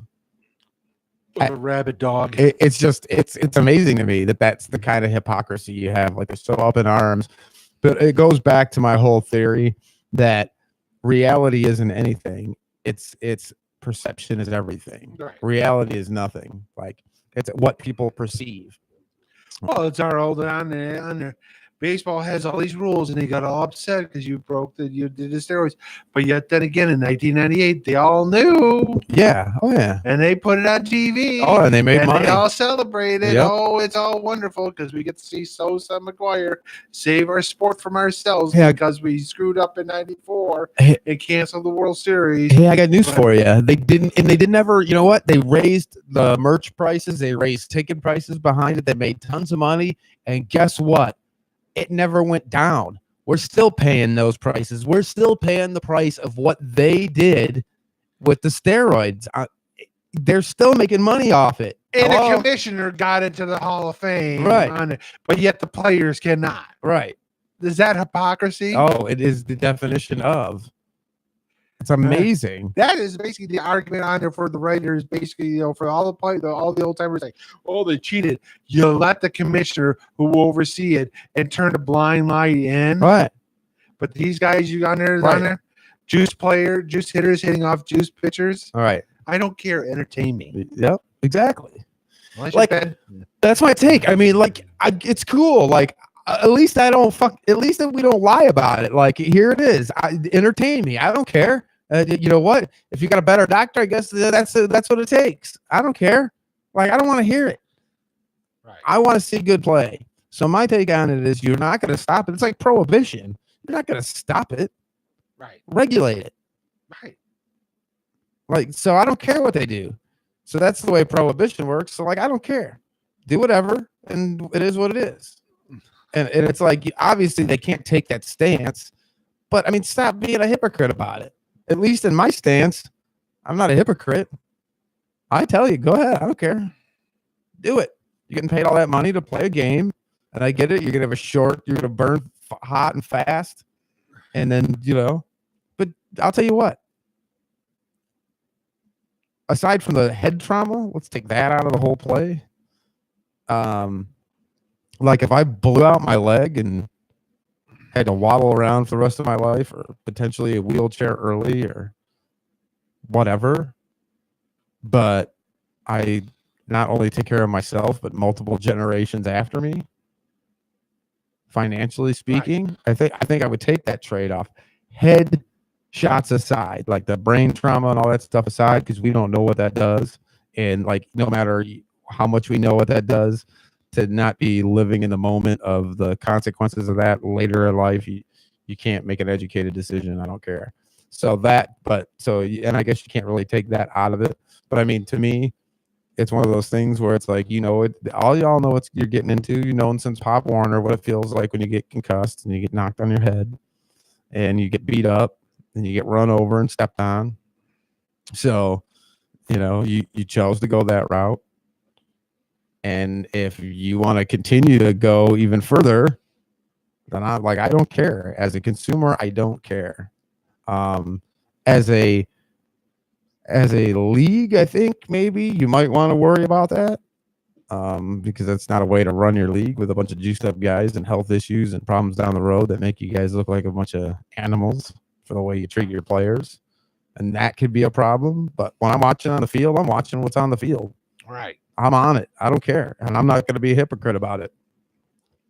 I don't care if they're roided up. Put them all in the damn. Put them all in. Put them all in. How can you tell the difference? Who did it and who didn't? Entertainment. Yep. Y'all entertain me, do your thing, and we'll just put everybody in, because I can't tell who's juicing and who's not. I'm just going to assume everybody is. And if you suck, you're not juicing good enough. 313-349-5652. We got the text line going. We were talking Lions a little bit earlier, first segment. Jamie checks in. Now you have your coach and Matt Patricia. Did you like what you saw on TV? Talking about Caldwell. Well, no, we didn't like what we saw, Jamie. And we broke that down. But you're right. It's kind of like, hey, you wanted Caldwell gone, and he was only 9-7, 9-7, 7-9, right? 3 seasons. He was 9-7 last year. Yeah, but he was like, was he 9-7? 9. He was 9-7, 9-7, 7-9. Yeah, 9-7. So it's 4 years. Yeah, 4 years winning record playoffs. 2 of the 4 years. So there you go. So I think if you ask Matt Patricia if he'd have taken 9-7 year this year, right now, he said, "Hey, I'll give you a 9-7 season." Don't right give me now. this. Well, the Lions lost 91, 45-0 to Washington. Yeah. No. Dawn checks in. Thanks for listening, Dawn. We appreciate you. She says, Detroit has always been the team that I love, but winning would be nice. Yes, Dawn. Yes, it would. But if that's the team that you'll always love, then you got to get used to losing.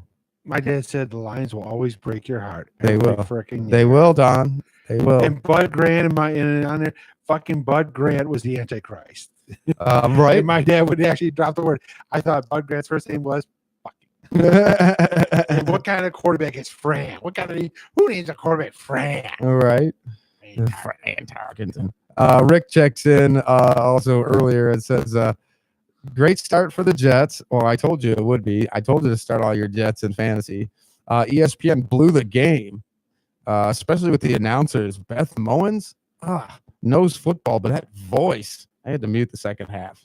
I don't know why we should have clicked over the Deportes. And well, that's goal.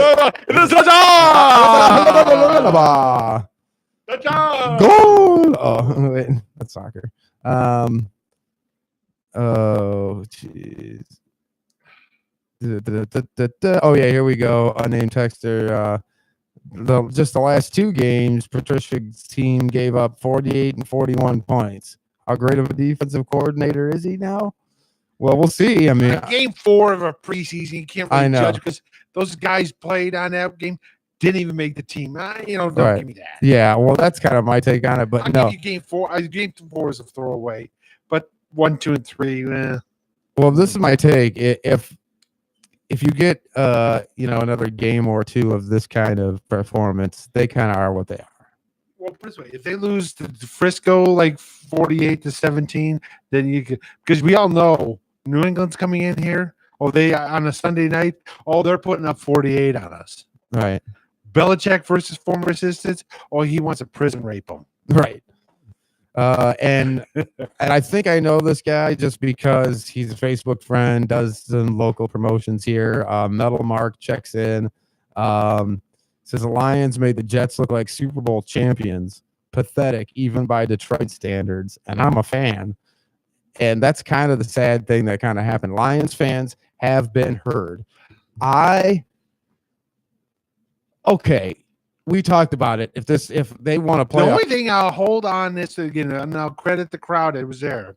Man, they were giddy. That place was loud and electric. And he throws a pick 6. I mean, that crowd was going nuts. That crowd turned. Oh yeah, they got hostile real fast. Oh yeah, and by 4 quarters, they were like, "Bye." Oh yeah, we're out of here. They were gone.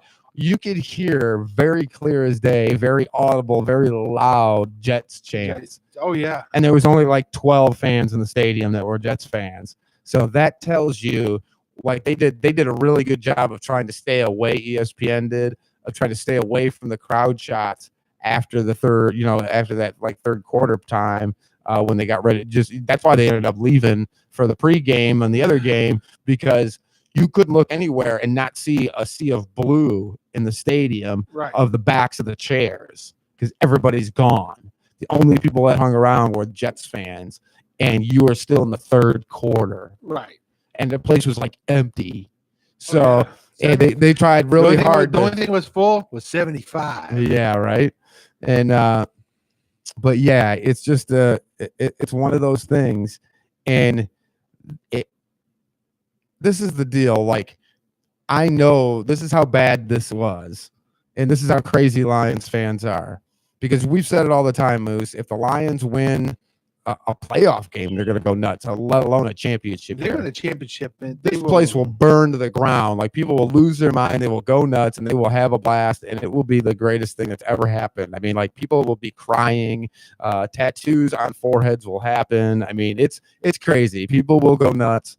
And it will be something. Yeah, it'll be at levels that you've never seen in sports here in this country. Yeah, they'll go nuts on the most beautiful way possible on it, right? Because there will be people hugging each other and everything with it. I mean, but my whole point is when we do something good, we go crazy and we get all over it. When we do something bad, it's just the same. When we went to the playoffs, remember the calls, like the local radio, is all about the Lions, right? Right. And it was everywhere. You could go to even the Nationals. You watch them shows, and Mark from Detroit, Bob from Detroit, talking about their Lions finally getting a playoff game. Let's see if we can get a win. Da da da da. And you would think that like they were on Super Bowl alert, man. They're all cranked up, and it's as equally, actually, twofold going the other way. I don't listen to the locals that often here. I listen to all the nationals, and I listen to Fox, CBS, and ESPN. ESPN's hard, so I don't listen to them too much.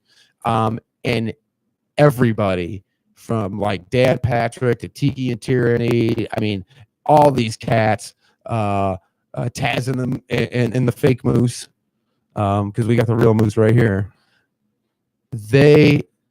All of them were fielding calls about Lions fans that were on the freaking edge. They were on the windowsill with a gun to their head and a noose around their neck and a bomb around their waist. They were jumping, lighting, hanging, and shooting their way to death over that game. I've never seen anything like it. Every other call, every time I flipped it, I go to Dan Patrick. Dan Patrick must have fielded 6 calls. He fields 12 calls a day, and 6 of them were from Detroit. And they were all pets. And they were all bent. Jim Rome, he don't like to go to anybody on the radio. He makes fun of everybody that calls in. He fielded like 4 Detroit calls, all pissed, bent. All is lost. The sky is falling in Detroit. text messages show it. That's a majority of what I got in here. I appreciate you guys for chiming in. I'm going to do a little shout out at the end when we do our closing to all the cats that I didn't get to or duplicated points we already hit, just because I want to represent you there and listening to us. Follow us on Twitter at Studio 57, like the Studio 57 Radio Facebook page, and shoot it on over to our YouTube channel. Like, subscribe, hit the ringy dingy bell, share our videos like our boy Billy did. Appreciate you for sharing us on social media. Billy, thank you. Other cats doing that thing, we appreciate it too. So any way to get it out there, we're having some fun. I'm getting thumbs up and all kinds of stuff.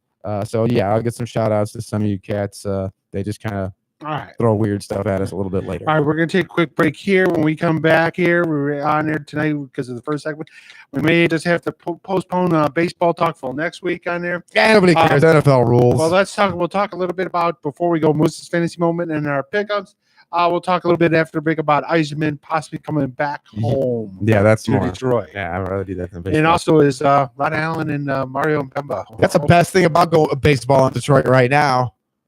Odds on who At least the most entertaining. Who gets fired at the end of the year? I thought they were both gone. No, they're off to the rest of the year. Oh. Who's going to be gone after the year? The guy that threw the punch or started it. We'll talk about that too. They start Tuesday, Division Radio. You're listening to Studio 57 Radio, your home for underground hip hop, rap, and R&B. Studio 57 Radio. Party people, this is the original Doc Ice, and you are definitely listening to Studio 57 Radio. And if Studio 57 Radio isn't on, then your radio ain't really on. Check that.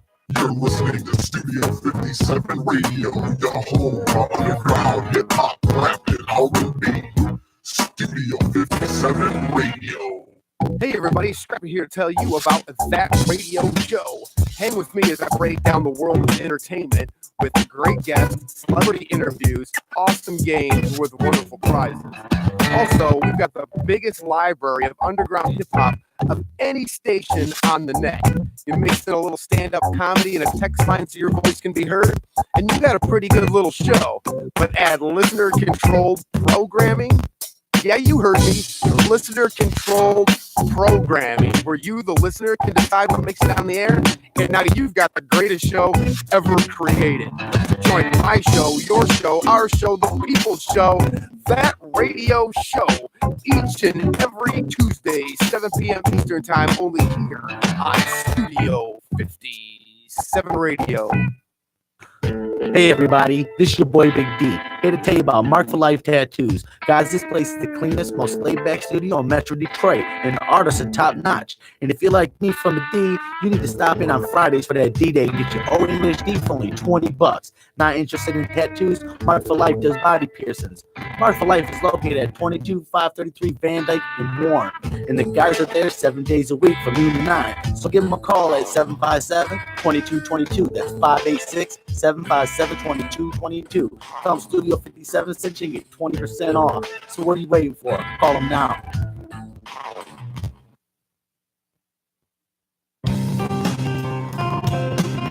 Hey everybody, Smokey here to tell you about Allstate Tire. With winter fast approaching, the most important thing between you and the road is your tires. So don't put your safety in just anybody's hands. Go to Allstate Tire. With new and quality used tires available, you can trust Allstate Tire for all your tire needs. You can visit them at 14208 9 Mile Road in Warren, or give them a call at 586-779-8759. Allstate Tire, your source for quality new and used tires. What's happening, everybody? Scrappy here to tell you about Love and Life Club. Love and Life Club is a social networking club that's located at 19960 James Cousins. That's a large service drive between 7 and 8 Mile Road in the D. You need to stop in for $5 Fridays for great music, food, and drinks. I personally recommend the chicken. Love and Life Club is also available for rental for bachelor parties, wedding receptions, or any party for that matter. For more information, log on to www.loveandlifeclub.com. That's loveandlifeclub.com. Or call T at 313-999-2824. That's 313-999-2824. That's Love and Life Club. If you're loving life, you need to be in the club. Taking over this broadcast for the underground. Radio original. You know, when you hear that sound, you're gonna have a good time because that's the sound of the ultimate underground live concert webcast from the Detroit area. We go to the most famous, or should I say, infamous venues in the D and bring the underground music scene from the streets to your computer like nobody else can. There's only one catch. You never know when or where the ultimate underground is going to take over a broadcast. So you need to stay tuned to Studio 57 Radio all day, every day, with clues on when and where the next ultimate underground may happen. Now, there's no other station on the net that's going to give you this live webcast of some of the hottest artists in the D. That's the ultimate underground live on your home for hip hop, rock and metal. Studio 57 Radio, baby. Goodbye.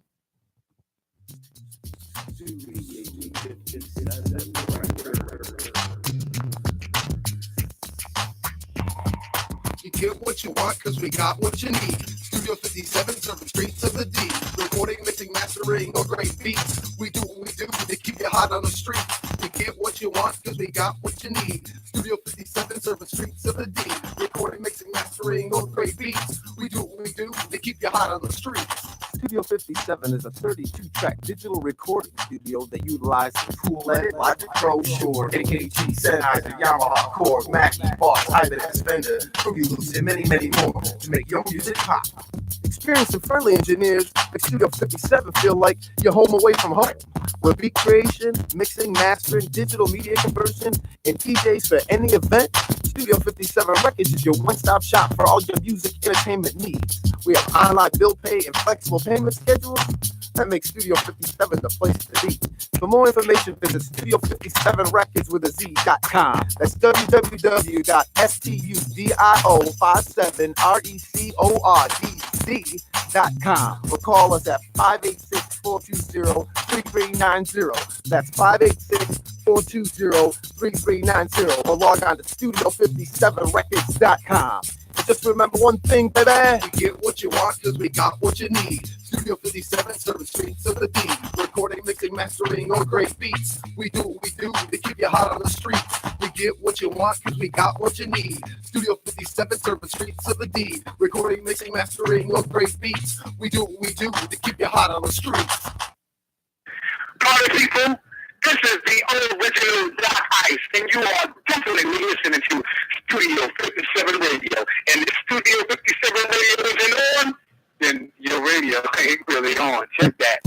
You're listening to Studio 57 Radio, your home for underground hip hop, rap, and R&B. Studio 57 Radio.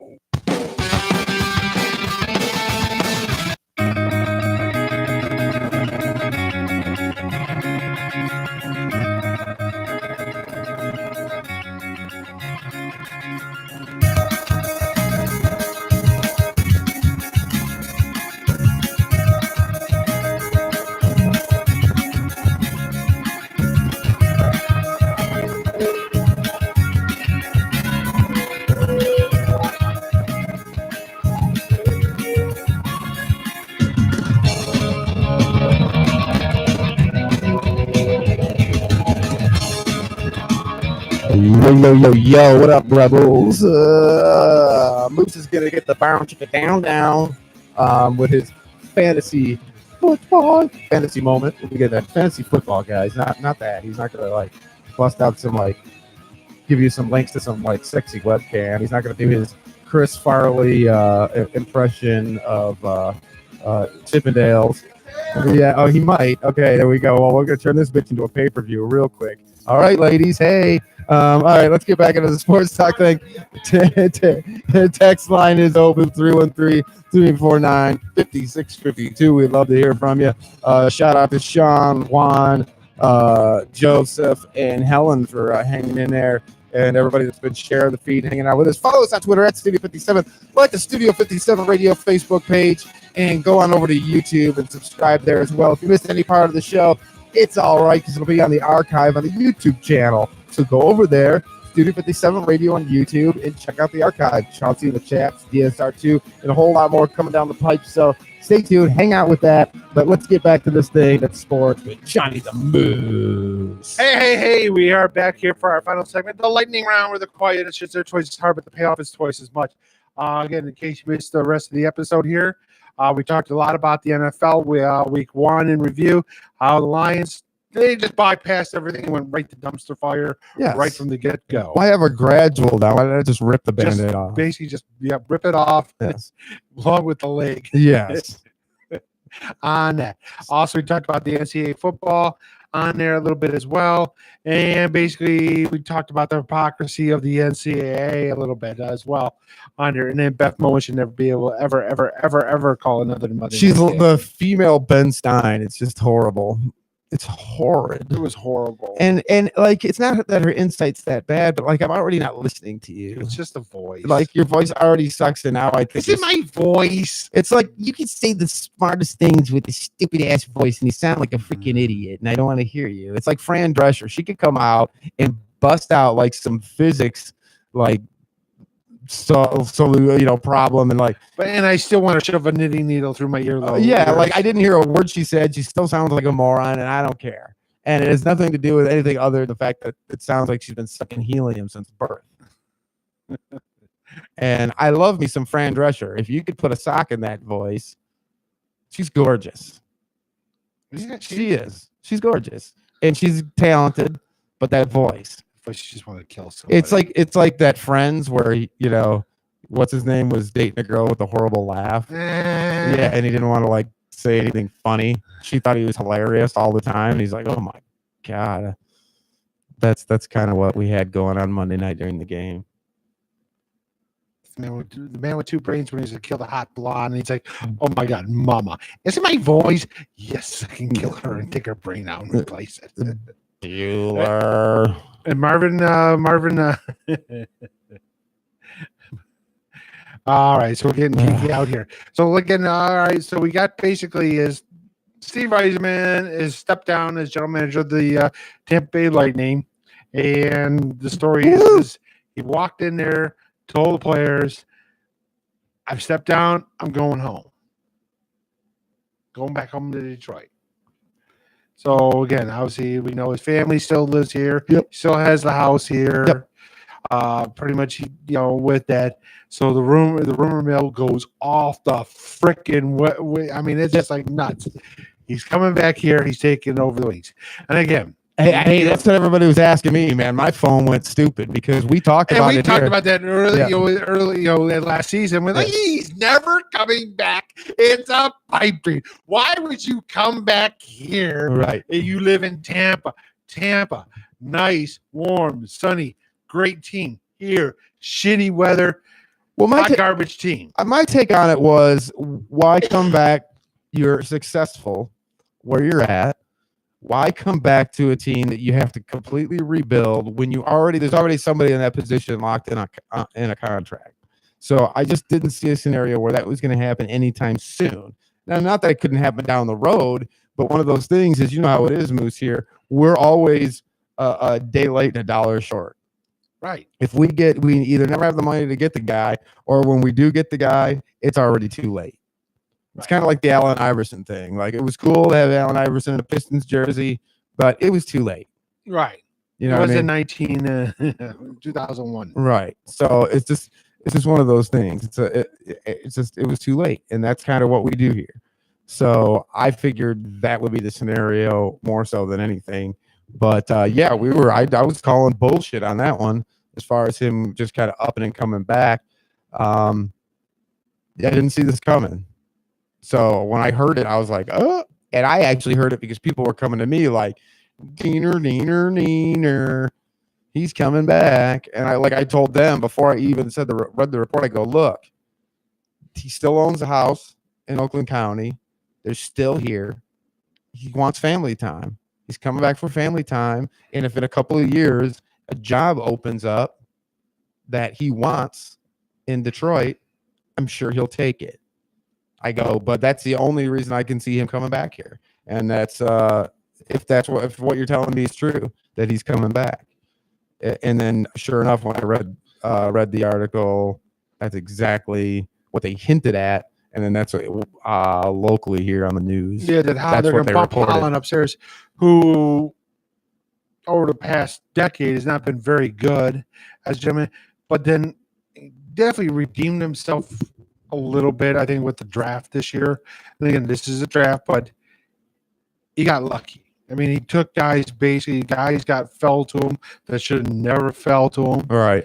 And he basically. Well, the Lions will still mess that up. They've proven that over and over again. So we'll take this from the wings. Like that's good. Like right. And then look, we'll see what happens. But I think but so it looks like he will come home. I mean, we'll see what happens. I mean, if this is the case, then this town will go nuts. And if he can rebuild this team into a contender again, I mean, they've already should have a statue in front of him at the LCA, anyways, because he is the arguably the best Red Wing or second best Red or. He's in the top 3 best Red Wings of all time. It's hard. There's a lot of good ones. You've got Howe number 1. Yeah, right. And arguably he can almost fight with is he better than Lindstrom? Yes, I mean he's great Lindstrom, but Lindstrom was arguably the best. I mean he's the second best defenseman of all time. I think the thing that this is the difference, and it's all about how you measure greatness. We have these conversations all the time, and I give the edge to Yzerman only in the fact that he was the one that resurrected the Dead Wings. And I mean, in most people's eyes, I was there to create the initial onslaught with it. I think in most people's eyes, that draft with him coming in there probably puts him above Lidstrom, but still probably behind Howe. But again, absolutely behind. But you look on there, and again, people forget how really good, how gifted offensive wise he was. Right. I mean, during the great glory days of the '80s. He's only one of 3 guys to score over 150 points a season. Right. Mm-hmm. He scored 155 points in a season. Any other year, he would have won the Hart Trophy. Right. Problem is, he finished 3rd in points that year, behind Mario and Gretzky. Gretzky had almost like 200. Yeah, that was that crazy year that 200 points on there. Yeah. Granted, everybody on Edmonton scored over 100 points. I could have scored over 100 points on Edmonton on there, and I can't even skate. But I'll probably have 100 assists just here. Flip with the Gretzky, score. Right. It's just on there with it. So, or put me in the damn crease because I don't think any damn goalie's going to push me out of the fucking way. So, but yeah, I mean, if he comes home and he built a really good team there in Tampa wise. Yes, he did a good job under the salary cap. So we know he can work within the salary cap wise with it. And there's something about coming home, doing it in your hometown, and doing that, be able to do that again on there with it, it might mean something. And again, I think it's Holland. They're going to say now is the time for him to step upstairs, and maybe he's ready too. After this year, I'll step upstairs, take the cushy job, let the kid run the team there. Yeah. And we'll see what happens there. So we got that. We'll see what happens down the line, but the rumors went nuts.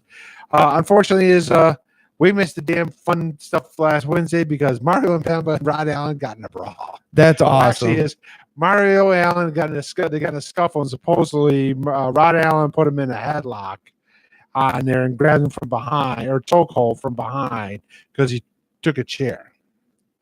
Now the story is these two hate each other's guts.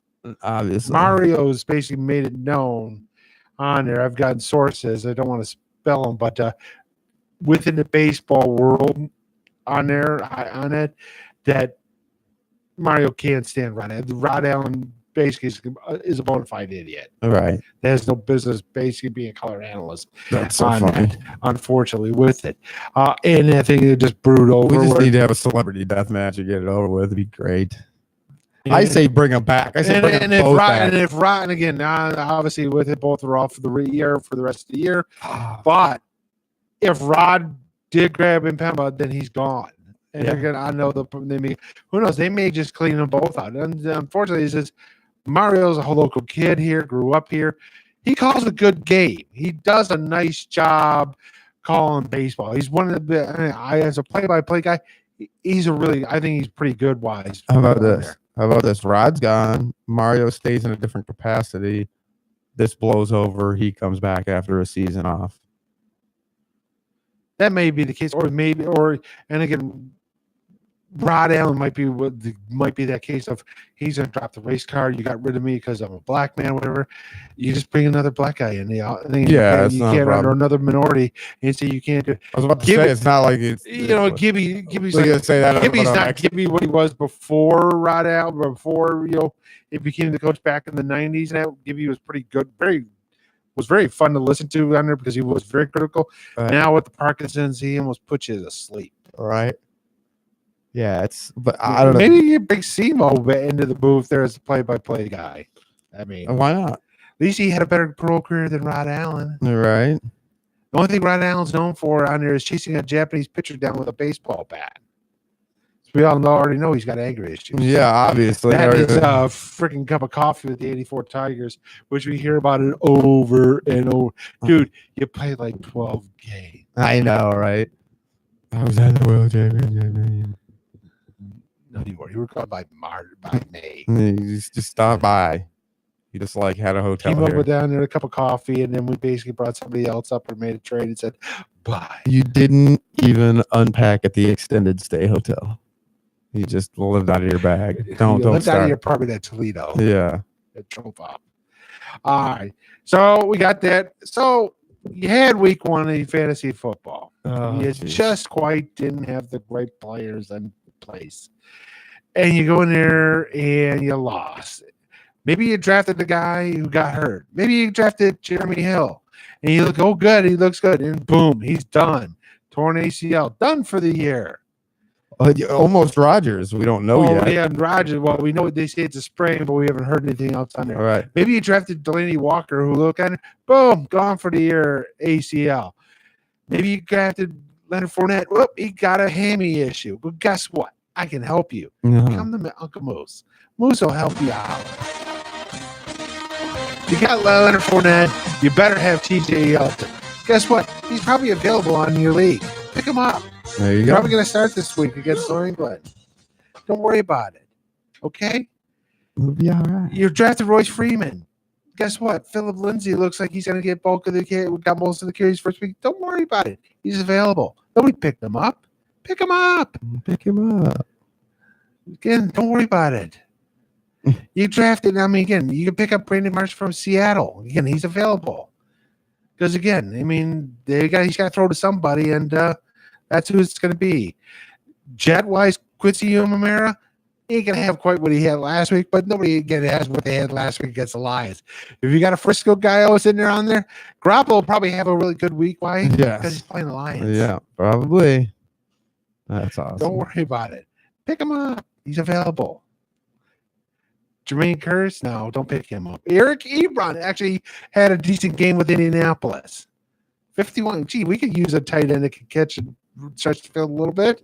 Yeah, but he's not gonna. How long is that gonna last? He's not gonna last. He can't hold. He can't hold on. Well, you can't hold on. Maybe, No. well, if they just give him the ball there, you can hang on. Well, what's he gonna do? Be a fullback or something? I mean, you. Well, he'll play the other. They got 2 tight ends. You so. gotta. If you don't hand it off, he's not gonna. You're gonna have problems eventually. He just Yes. can't catch on a regular Jared basis. Cook is probably available in almost every league. He had 180 yards of receptions last week.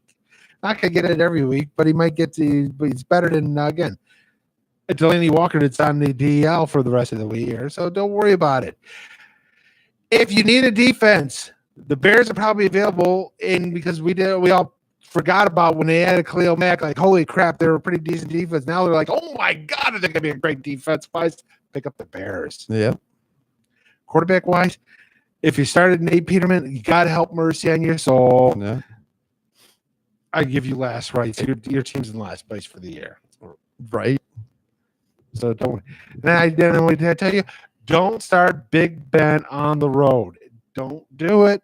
Don't I'm not do sure what it. his line looked like, but yeah, he just doesn't. Garoppolo will be a little better team this week. kinda Why plays is the down. Lions? Aaron, is not going to look quite as good as he did last week in that second half. Why? Because they're playing Minnesota, but you still start Aaron. And the drugs just will be wore remember, off. the drugs are going to wear off a little bit. So Yeah. So don't worry about it. Everything will be cool. Yeah. Week 2. There's still hope. Unless you drafted Matt Stafford number 2 overall, and you poor bastard. Yeah, you son of a bitch. Bless you, my son. I Yeah. I absolve you of all your sins. And I got to tell the world this goddamn story before we get on to our pick'ems. We were talking about the league I drafted here on the show for my fantasy football league. And, you know, it's been quite a few years since I've been in a league, but I used to be in multiple leagues. I used to do pretty well. If you look at my trophy case, I've got a few championships in there. We had fun. But towards the end, things were getting messed up with snafus with the website and you know, guys are grumbling and unhappy. And at the end, it just got to be too much, and I quit playing. So and that was like 2010. I think it was like my last season. So now it's 2018. I'm like, you know what? Enough time's gone by. I'm gonna play again. So we had the league draft during our show last week. If you guys are listening, you were here with us. I had the first overall pick for the first time ever, and we were having fun doing this thing and clowning around. So when we got off the show, I went on the waiver wire, baby, and started making some moves on just like little stuff. Pick up defense, make a defensive change, you know, bench move, kicker move, whatever, right? So I go in the waiver wire and I pass out. I'm going to snag up some defense. I'm going to snag up a new defense, and I make the move. And for whatever reason, it's a pending. It's 2 days pending. And so I'm thinking, okay, he's got the settings set for it to be a couple days pending so he can make, you know, kind of just oversee all the transactions. And so I put my thing in, don't think anything of it, go back a couple days later. Even though I was the first one to make a move, mine went pending and I didn't get it. It went to somebody else, and a bunch of other cats were making moves without there being a 2-day wait. And I'm like, dude, whoa. Brought it to the commissioner's attention. I'm like, that can't be. Like, if it's a snafu with Yahoo or, you know, the website that we're using, then fine. Then let's correct it, and it's no big deal. So he made some changes that I suggested, which was like, if the waiver wire, if the player is available, there's no reason for us to have to wait. You should just be able to get that player and start him. If you want him to wait to start him, but you should be able to get him on the roster without an issue. And so he's changed the settings so there was no delay. But nobody else had a delay. I was the only one. So even when he did that, I still had the delay. So when my, you know, it went pending. So the team that I picked up was the first one, went to somewhere else. And I said, hey, look, we got to correct that, fix that, and then make sure it doesn't happen again. It doesn't happen to anybody else. And he did the other stuff to fix it. So he thought that it wouldn't happen again, but didn't correct the problem, which is easily correctable. It's a couple maneuvers. Nobody got real crazy. So it's just a couple maneuvers, and I can get my guy back. And I'm like, and he didn't do it before it was too late. So I said, look, you know, if I lose because of a point differential, I'm going to be upset because this could have been corrected. And I'm not going to play in a league where that's the way it goes. It's just not right. That's why I left the league before, because stuff was happening and it didn't happen to me. I benefited from it. Go look at my trophy case. You know what I mean? I benefited from that stuff, but it made the other guys not want to play, and it made the league suck at the most crucial time in the playoffs. Right. We're having fun. So I didn't want to do it anymore. It's like, I'm disinterested now. And that's what I told them. I'm like, if I lose and this goes down and you don't fix this stuff and this happens again, like, I don't even want to play. Like, I'll lose interest and I'm not going to play. You'll have to find someone to run my team, or your league will be in chaos. So he proceeds to not correct it. I lose by 2 points. I had an 8-point differential. I went and looked from the who I picked up and who I was stuck with, and it was 8-point differential. I lost by 2. First game right off rip. So I'm upset. So they're like, dude, this ain't right. And so he took my team away. Didn't fix it. Gave somebody a 0-1 team, and that was his solution. And this is a league that's got the same guy who picked Matt Stafford number 2 overall. Is he the commissioner? No, he's not. But they're all on the same like intellectual level. They're all super geniuses. That's why I would have. That's why they were like trying to put like you should have seen some of the trades that came my way, like right off rip. Like, what am I retarded? Like, why would I do that? Why would I just give away Hopkins for like nothing? Right. Are you retarded? Like, come on, dude. Don't insult my intelligence. I mean, I know everybody else in the league's dumb, but come on. And everybody's stacked because there's not a lot of teams, which sometimes is okay. But I like it better when there's more teams. I like to have more movement and have to think a little bit more and dig a little deeper Right. into the I like a rosters. 12-man team because you got to think about it. 14's scary. I mean, if you're going to think forget about like there's somebody that are like on a 16-man team league, holy crap. No, cutthroat. No less than 8, and 8, you're stacked. 10 to 12 is perfect. Perfect. Yeah, exactly. I like 12 because that's on there. Right. On there, 10's not bad on there, but yeah, 8's amateur hour. Well, and that's my whole thing. Like when I say if you get enough guys and you're short a guy, I'll jump in. So then I jump in and it's only 8 guys. I'm like, no, you guys didn't get enough guys. Like, I don't want to play in an 8-team league anyway because it's just not competitive. It's not fun. So it was like one of those things where it's like, okay, well, it'll be my secondary team, whatever. And then it's like, you know what? After all that, screw this fantasy football stuff. I'll watch the games to where I like them again. Because I'll tell you what, that was a stressful week. If you're in fantasy, week 1 was stressful. Yeah, it was. Well, again, would have been helpful if I played the right quarterback, but I didn't play a bad quarterback. I just didn't play the right one. Yeah, well, and there's a lot of that going on. I thought Patrick Mahomes would go off like he did, and right on there. But again, Hopkins didn't have the week he had on there that he should have. So, well, it's the same. I mean, it's not a bad. I mean, I had a good week. I'm just like, all right, but again, it's week 1, so I can rebound. Same league. Mahomes wasn't even drafted. It was still on the waiver wires after the game. I wouldn't pick him up. Dropped luck and picked him up just because I don't care. I just do goofy shit when I'm bored. But he's lights out. I mean, as you said, the league never got drafted. Was still there after that performance. Well, that's like the league I was in when they on an 8-man league too, and they didn't have enough guys on there. I ended up with Breeze and Rivers. I'm like, well, Breeze is going to be my starter every week except for the bye week. Right. And I was slated again. You look at the previews. I was slated to lose. Well, 400 yards and 3 touchdowns. Yeah, right. Exactly. Oh, so all right. So let's get our pickups. I didn't do very good last week. I was 7-9. I think Scrappy we actually did a little better. He was like 10-6. So we'll take it. Nothing great, nothing spectacular. Well, 10-6 gets you to the playoffs, right? Well, yeah. It doesn't get you fired. Yes, that's on there. With 7-9, we'll get on there. But here we go. Anyway. On there, we got Thursday night game. Actually, it should be a pretty competitive game. It's at Cincinnati. Cincinnati is at home against Baltimore. It's a pick'em. It's a pick'em. Cincinnati at Baltimore. No, Baltimore at Cincinnati. I'm sorry, yeah, Baltimore at Cincinnati. I normally when it's a pick'em, I'm like all about the home team, right? Not in this case. I'm taking Baltimore. I mean, yeah. If it's a pick'em on there, yeah, and if the road team's only is a pick'em, give me the road team. Baltimore on there looked really good last week, but it was Buffalo. Yeah, wow. Washington's at home against Indianapolis. The Redskins, believe it or not, are 5.5-point favorite against the Colts. Washington looked great last week, but it was Arizona. Yeah. Indianapolis lost a heartbreaker against Cincinnati. Wise with it. Adrian Peterson looked like he was 25 again. I don't know if Washington can hold that for very long, but I'll take him this week. Yeah, because he has no defense and has no running. Right. I just don't know if they can sustain that kind of performance. No, they can't. Alex Smith looked good. Everything looked good on there, but again, on it. All right, Atlanta is at home, 5.5-point favorite against Carolina. Carolina defense looked great, pedestrian offense wise. So it's going to get even worse. Olsen's out. Forget about it. Give me Atlanta. Yeah. Atlanta's not going down 0-2. No.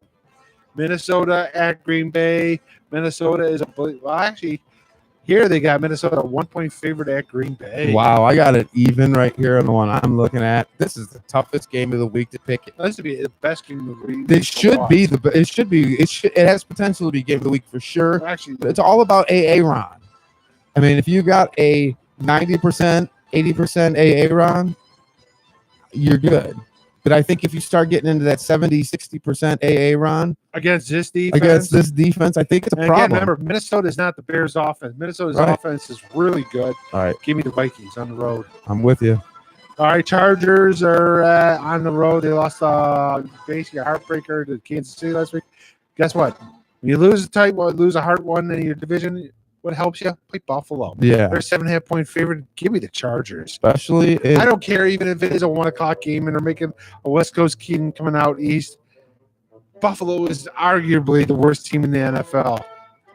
And they do have the worst quarterback in the NFL starting. like I'm getting really close to not even having cable anymore. I'm looking at my little Yahoo thing, and look at the Detroit San Francisco game is streaming live. Baltimore Cincinnati will be streaming live. Chargers Buffalo. Off air antenna and get the Roku stick, baby. Buffalo Pittsburgh game will be live on here. The New England Jacksonville game will be on here. Dallas Giants, Chicago, Seattle. All those games are going to be broadcasted, are going to be on in the internet. I can plug a cord into my phone, into my TV, and watch the goddamn thing, and it's just amazing. Anyway, the next game. Where are we at? What are we doing? Houston, Tennessee. Tennessee. Houston's 2.5-point favorite at Tennessee. Tennessee's got no play walk. Houston not played very good last week against New England, but still was pretty good. Give me Houston on the road against Tennessee. Yeah, Tennessee is not going to scheme defensively like the mastermind Belichick did. That was all scheme that messed up Houston. I think Houston had a chance in that game, or we thought, until the hoodie got in there and just dismantle them mentally. Right? Really, if you sit and watch that game, Tennessee doesn't have the chops to do it. I got Houston. All right, Pittsburgh at home against Kansas City. Pittsburgh is a 5-point favorite. Take the over.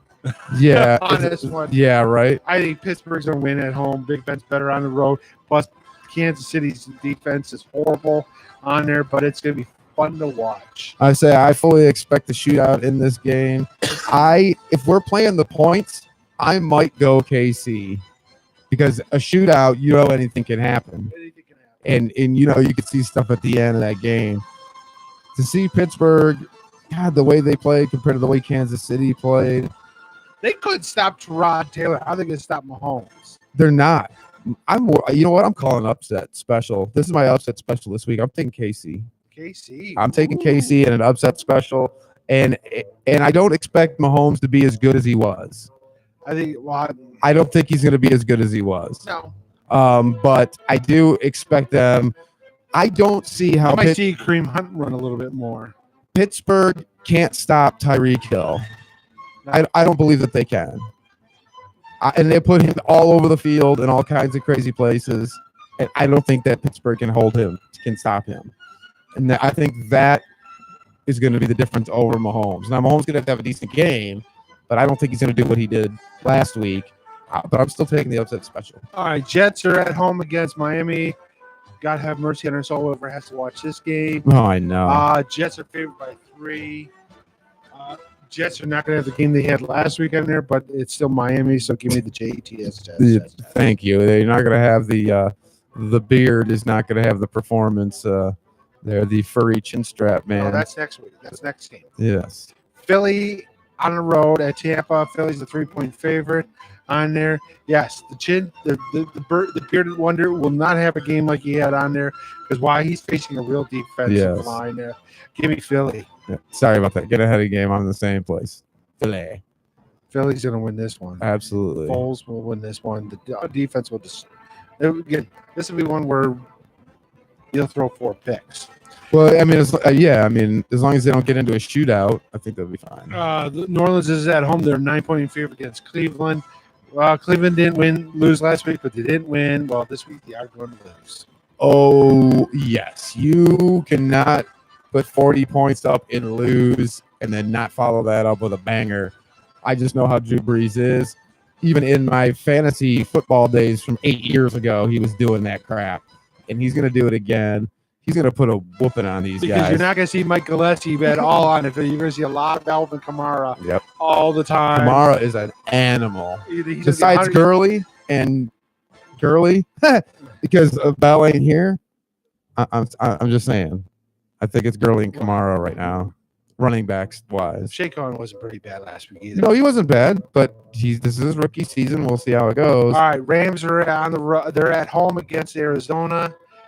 Another team that's probably going to win 3 games. Give me the Rams on this one. Oh, You're going to jeez. see Gurley. You're going to see a lot of Gurley, and poor Bradford's going to get hurt. Yeah, I mean, Because Bradford always gets hurt. it's going to be embarrassing, to be honest with you. It's not even going to be worth watching. It's unless you got some fantasy players like I used to. Sorry, little shots here and there. I got to get them in. All right, so that's the first of the 4 o'clock game. Second 4 o'clock game, Frisco at home against Detroit. 5.5 point favorite for the 49ers. Garoppolo got brought to I got a earth out here and 7. there. I got a 7 Don't point worry, spread. he's playing the Lions. Oh yeah, I got a 7 point spread, and I don't think they'll cover. I don't. It could be a 70 point spread. I don't think they'd cover. Detroit's gonna get smacked on the ass like a hooker. He's gonna get treated like a $3 whore. All right, so again, it looks like CBS has the game of the day there. They got a New England at Jacksonville. Replay of the AFC Championship game while he's on there. I hope Jacksonville kind of gets on track here real soon. I'd love to see him do that against New England. I just don't see him pulling You may this not see off. Fournette play. He's got a hammy issue. Right. They still have no receivers on Right. there. On this one, they got great defense wise, but New England can do whatever New England wants. Yes. Denver at home against Oakland. I can't believe this game is only 5.5 point spread. Give me the Broncos. Von Miller will have 3 sacks by himself. I was about to say the Denver defense is pretty solid, and Carr was not impressing me much. And I think Case Keenum threw 3 picks this week. He's not going to throw 3 this week. I was about to say I don't expect him to repeat his interception performance as long as he can keep the ball on the right side of the damn field. I expect to win from Denver as well. Dallas Sunday night against the Giants. Dallas is favored by 3. I see this one might be an upset. Yeah, I mean the only people that really lose are people watching this game. I mean, this is horrible. Yes. It's not going to be an entertaining game. Like, if you got nothing else on and you want something in the background, then maybe turn this game on. I mean, yes, Dallas has no receivers, so you're going to put 8 men in the box. You're going to dare Dak Prescott to beat you on there. You know what? With his arm there, Yeah. shut down Elliott. And again, Dallas can't do that to Giants because, again, we'll stop have Eli. Eli can't beat you. They still got Odell Beckham to go against. And you got Barkley. I think the Giants win this one. Yeah, I think the Giants are just trying to they're a better team than they played last week. I believe that. So and the Dallas, I don't think that they're any better than we saw out of them. And I think they might even be overrated.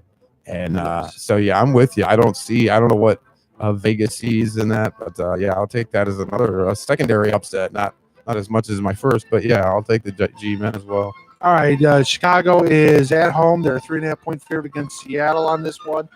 Russell Wilson was running for his life last week. Well, he's still going to be running for his life because they got just as good of a defense coming after him. And you got Khalil Mack. And again, I don't think he stopped running. He's just going to keep running because he can get a head start. They couldn't stop Denver. They're not going to stop Chicago. Chicago's actually a pretty decent team, I think. Better than the offense-wise and the Denver-wise. And I think just as good defensive-wise. Give me the Bears. The Bears. I'm with you. That defense. Dicka's going to come out and play again. It could be even a mini Dicka, and it's still going to win. Yep. Yes. It could be the fake Didka that they keep showing on TV that goes to the games. He's like a $4 Didka. $4. He's a dollar store Didka. That's Is what it going to I'm be the call him. mini Dicka or the full size? The full size Dicka. Dicka. Dicka versus all the angels in heaven. Dicka. Didka. All right, another pick'ems in the books. We'll see how horrible we do. Remember, guys. Actually, we should agree on more than we disagreed this week. We'll see how horrible we do, guys. And remember, when you go to the thing, make sure you bet your money on the opposite. Except for the Lions. Yeah, well, yeah, always get that one. Again, remember, we're going against. Trust us. Yes. Big shout out to everybody that chimed in, all our texters, the ones I read. Let me get through. As I say, let me get a couple more of them in here. Just some names, some shout outs, you guys. I didn't forget about you, and I can't even freaking find them now. Isn't that great?